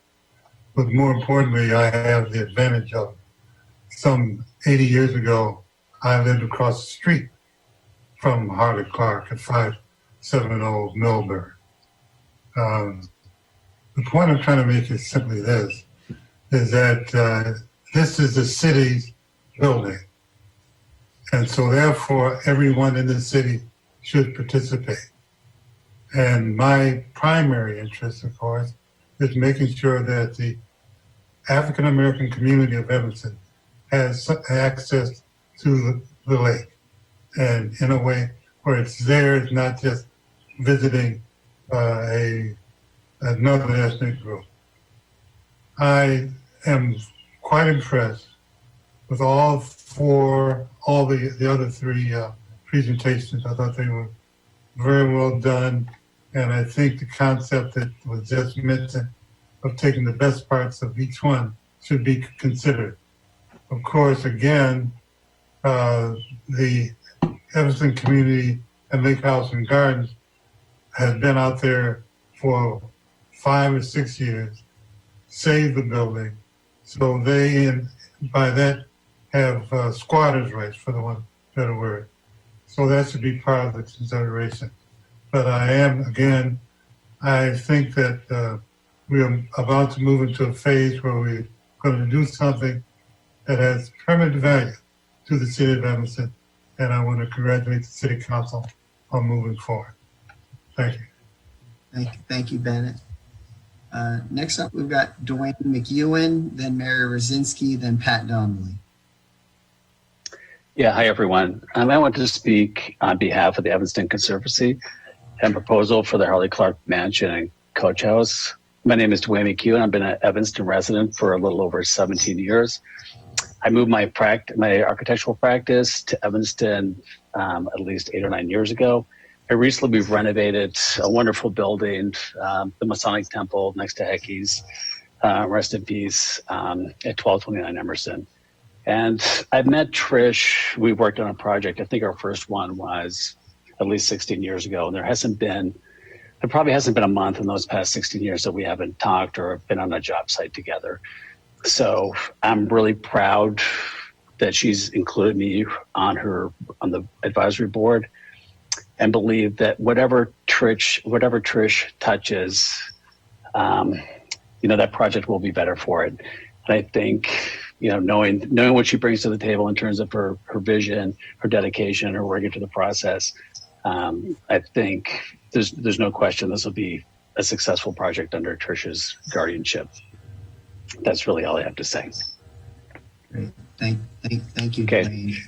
Thank you. Yes, thank you. And for any of our city council members, if you haven't had the chance to see the old Masonic Temple and what Dwayne has done, it's impressive. It's a beautiful facility, and I did get to go through Heckey.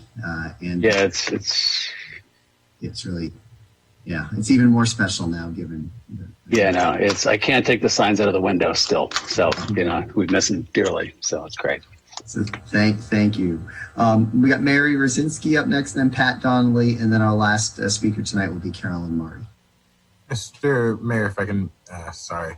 I see Mr. Sutton is here now, and then also Miss Vander, I'm sorry, I'm going back to the name, Vander Walker, I believe is the name, Tina Vander Walker. I read a portion of her statement earlier. That was the statement I didn't read entirely. She would like to add a brief comment. We'll add her, but just for the record, that's it. Close up the list, yeah. Okay. Ms. Vander Walker is going to be the last one. We got 4 more speakers in. Mary Rosinski, you're up now. Thank you, and thank you for your time. I've always thought that Evanston's greatest asset is the creativity and professional expertise of its people, and I love all the proposals. And I think the community involvement, the public views, the nature aspect of it, and is so critical. I think that all of these projects will serve as an economic engine for Evanston in many ways, and in ways that we don't even know yet because they're so dynamic. But I do want to remember months ago, there was, as Allie said and Bennett said, there was the thing that as we looked at all these, we could combine, because I think these projects are some of the best. You've got probably well over $100,000, $200,000 worth of consultant time in this. I can't imagine that the city could go out and find better analyses of what needs to be done, the financial impact of it, or anything. So I really hope that Kimberly and everybody and all the city council looks hard at what the people are asking for, because we have a lot of people in this group. And I agree with Wayne that I've known Trish for 20 years, and everything she does touch is magnificent. And I agree with Bennett. I've said this public place has to be open and welcoming for all of Evanston And so thank you so much for your time. But I did just wanted to point out that there was a third option other than taking one or taking none, and that is combining the best of all. Okay, thank you. Thank you, Mary. Next up, I'm going to go to Carla Sutton, who joined us. Wait, missed up top, and then I'm going to go to Patrick Donnelly. Are you with us, Carlos? Thank you. You're Can you hear welcome. me? We can Right. hear you. Okay. Welcome. Good evening, Mayor Hackerty and members of the City Council. First, I want to commend all the presentations as being something that I think is beneficial to our whole community. But my concern, and having been involved in this project for the many of years, that the Lake House Garden still offers the best proposal that addresses my concerns for the accessibility and the sustainability of the mansion. And I hope that the city manager's office will get together and get this analysis done. I was very upset to find out no of the previous requests for proposals that were sent, and none have gone through an analysis yet. I would like to see this procrastination end immediately, make a decision to award the lease to one of these four organizations, and let's move on. We've procrastinated long enough. The building is deteriorating, and the citizens of Evanston are asking for a house that represents all the people. So let's get moving on this. Thank you. Thank you, Carlos. Next up, we've got Patrick Donnelly, then Carolyn Murray, then Tina Vanderwalken. Hello, Mayor and City Council. Welcome, Patrick. Oh, you can hear me. I think my Again, video is, you're on. You're live. My video is not working here. Okay, so it was interesting. It was interesting for me to see the Conservancy show up because they're clearly money people, and it's interesting. The power of their plan is they bring in investors, and they're a benefit corporation. So they'll take that investor money and then give that and those shareholders a return of 5 to 10% year after year after year after year. But it was impressive to see that we're talking about a lot of the same things, like making money from events and things like that. The difference between us and that I wanted to point out, which is why I bring them up, is we're a non-for-profit. So that money that we're talking about bringing in revenue would go back into the house and go back into the programs and go back for the community. We're not here, we're all volunteers. We're not here to make money. We're here to see a development plan for the city of Evanston go through. I think that's the pure reason I keep doing this. I'm not getting a benefit out of this. I just see this incredible opportunity. And I think if we think long-term, we have this mansion on a lake and it seems like no one knows what to do with it, but let's let it develop and let's use it for the community. It can make the kind of revenue it needs to self-sustain. And I think really that's the power of any of these plans. I just think our strong point is that we're trying to pump it back into the community. We love, Audrey Niffenegger's plan. It reminds me of the Bookman's Alley and the Artist Book House. Like, who doesn't want that? And we've talked with her about partnering up. She just wants to be her own thing right now, but who knows about the future? But I just wanted to point that out, that we're the non-for-profit here who's trying to pitch a development plan. Thank you. Thank you, Patrick. Next up, we've got Carolyn Murray, then Tina Vanderwalken.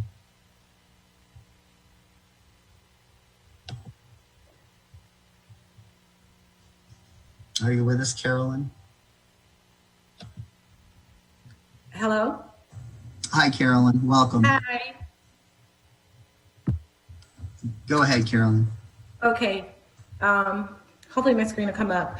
I just wanted to emphasize the hope of the opportunity that the project represents for the residents. I spoke with while advocating for the Harley Clark referendum. I believe that the people were intrigued by the possibility to experience such a beautiful property for public use. And for that reason, the community, especially the Fifth Ward, supported it and would love to see the inclusive diversity represented in this house. I just wanted to say that all the presentations were very, very perspective, and I think the most important characteristic that you need to look at moving forward as a community, as a council, as the equality for the property. I believe it brings such potential as to the direction of diversity that Evanston wants to move into. Thank you. Great. Thank you, Carolyn. All right. And our last speaker today then is Tina Vanden Walken. And I'm not sure if that's the right name, Tina. So you give your last name because I didn't have it written down in front of me other than what the clerk said. So welcome. It's Tina Vanderwalker. It's spelled weird, but it's easy to say. All right. Thank you for letting me make one last comment. I know Mr. Reed did share some of what I had written, but I just wanted to share another piece of it. And I'm speaking in support of the Evanston Conservancy and specifically a nature preschool in that location. I've lived here in Evanston for about a little over 20 years. And in that whole time, my kids have gone all through District 65 and beyond. And during all of that time, the district has been really working on the achievement gap that exists in our community. Unfortunately, for all of the great things that the district does, there's just no way to overcome the large gap that exists when children enter into kindergarten. The district does shrink that gap quite a bit. So I firmly feel that with the right funding and with the right partnerships, a nature preschool at Harley Clark can really become a place that everyone can access and truly help to change lives. Mr. Reed did share a lot of the benefits of nature preschools. It reduces stress. Children with attention deficits are able to focus more. It lessens the negative impact of stressful life events. There are really great, amazing studies that have been done about the value of children being in nature at that young age. Green spaces are restorative and they boost attention. However, unfortunately, children who typically have access to these preschools tend to come from very well-resourced families. Evanston now has an opportunity, I feel like, with this amazing space to really provide a high-quality, nature-based preschool education to a much wider swath of the community. And really take a step toward evening out the opportunity gap that is so pervasive here in our community. Partnerships with District 65's Preschool for All and Head Start programs are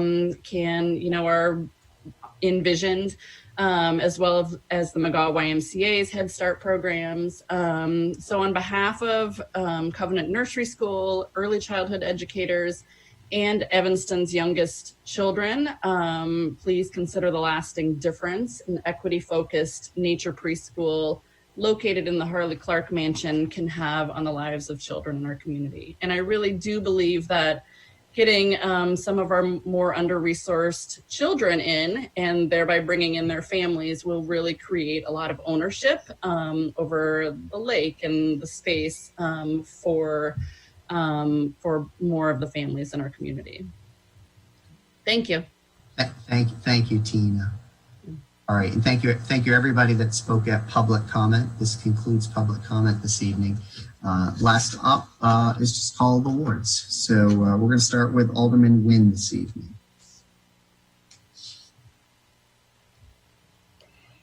No report. Alderman Wilson. Again, I'm very grateful for the presentations and the thoughtfulness that went into those. I want to extend condolences to the friends and family of, sadly and tragically, yet another Evanston teenager lost his life yesterday. And, it's a sobering thing to have happened. And I just really hope that we can kind of rally around some of these issues and help protect our youth and keep them safer than they've been. Thank you. Thank you, Alderman Wilson. Thank you for raising that and mentioning that. Alderman Simmons. Thank you. Condolences to the family. I have a couple of things. One, National Night Out has been rescheduled to October 6th. We will have some event. It is to be determined, but please save the date and time for 6 p.m.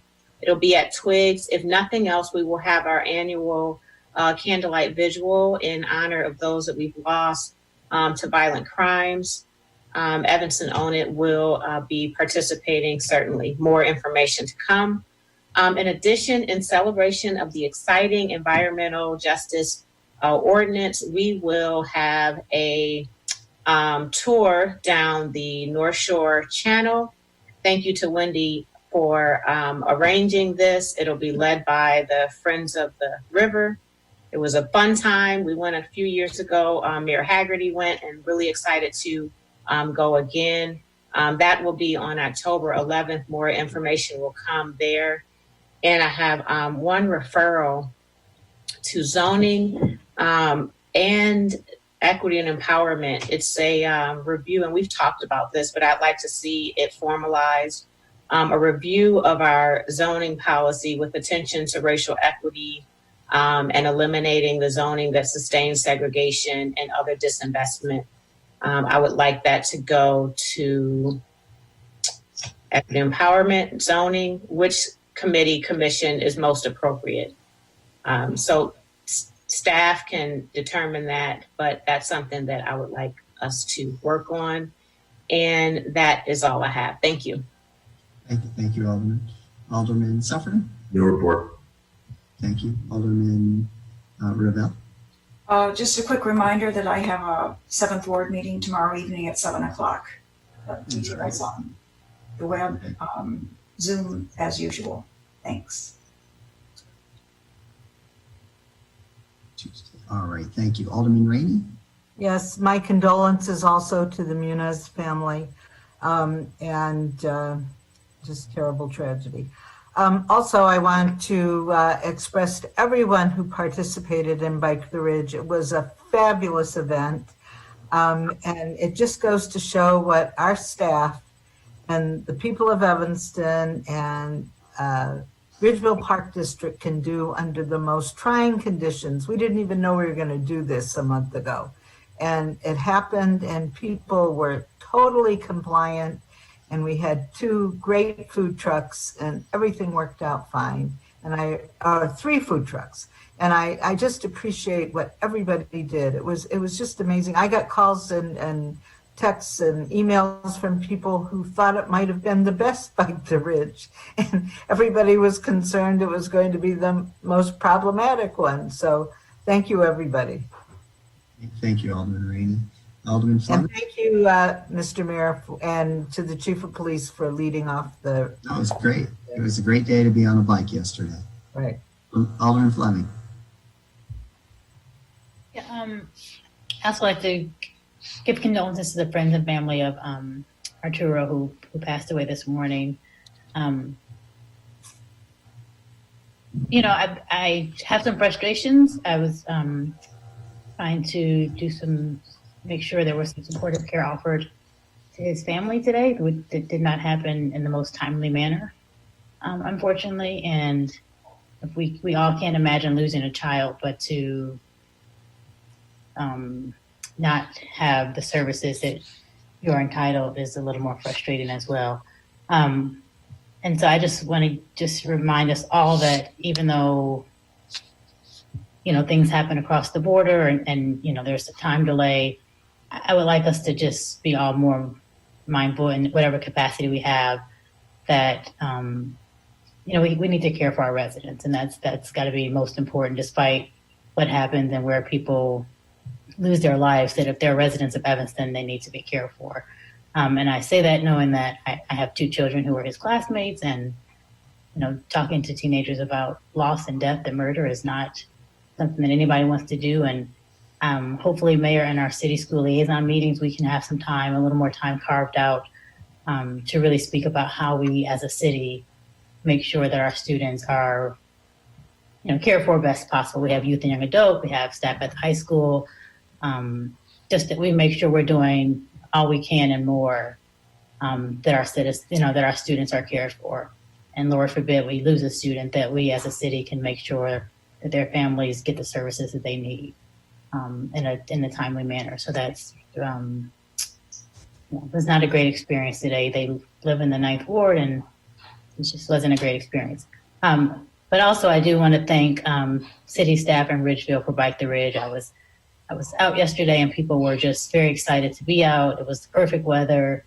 You know, people were social distancing, but still just, you know, able to engage with the mask on, and seeing the kids to be able to be out. It was, I did not think also in Alderman Rainey that it was going to happen. So I was just as surprised that it did happen. But people were, you know, I was there till poor Tracy Williams had to keep going up and down with the motorcycle telling people that it was over. I think, you know, everyone wanted it to kind of continue just because it was a great day after a long summer of being inside and lots of, you know, tension and stress. So hopefully we'll have one more time to convene, maybe not in such a big fashion, but before the weather changes on us. So thanks for all the citizens who did participate and were safe. And just really the band, I think the band was high school students, and, you know, everyone just, you know, in other days, people might not have loved the music they played, but I think, again, people were just so overjoyed with being outside. They were happy to have anything to dance to. So thank you to Ridgeville and all of our staff who helped to make that happen. The band is a command performance, by the way. Oh, okay. Thank you, Alderman Fleming. Alderman Fisk? Alderman Fleming, thank you for your comments. They were really moving and entirely appropriate. So thanks for that. Other than that, I want to thank the Evanston Police Department for what I consider an extraordinarily sensitive response to problems in my ward over the weekend, and continue to be proud of their service. So thank you to them, and that's the end of my report. Thank you, Alderman. Alderman Braithwaite? Thank you, Mr. Mayor, members of council. I want to join in thanking the presenters this evening for their dedication, passion, and commitment to helping us to resolve this. I would agree with Mary Rosinski's comments. This is truly a testimony to the expertise and knowledge bank that we have in our community. So I'm looking forward to the next steps of this, and I want to acknowledge the staff as well for keeping us organized this evening. I want to also extend condolences to the Munoz family and close friends from the ETH student who lost his life. And also, on behalf, switching gears, the Weaver family who lost their son this summer, just wanted to extend their heartfelt thanks to our city council, the staff, as well as the citizens for the love, support, and most important, the prayers that they've received while they are healing from their son's death. So that will conclude my report. Thank you. Thank you all. Thank you, Alderman. Is there a motion to adjourn? So moved. Second. All right. City Clerk, can you please take the roll to adjourn? Yes, Alderman Nguyen, Aye. Alderman Wilson, Aye. Alderman Ruth Simmons, Aye. Alderman Suffredin, Alderman Ravel, Aye. Alderman Rainey, Aye. Alderman Fleming, Aye. Alderman Fisk, and Alderman Braithwaite. Aye. All right. On a 9-0 vote, the Evanston City Council meeting is adjourned. The Evanston City Council will be meeting again in executive session, though, on Thursday, this coming Thursday, September 24th at 4:30 p.m. To discuss the city manager search. Until then, we will see you all later. Good night, everyone. Good night. Thank you.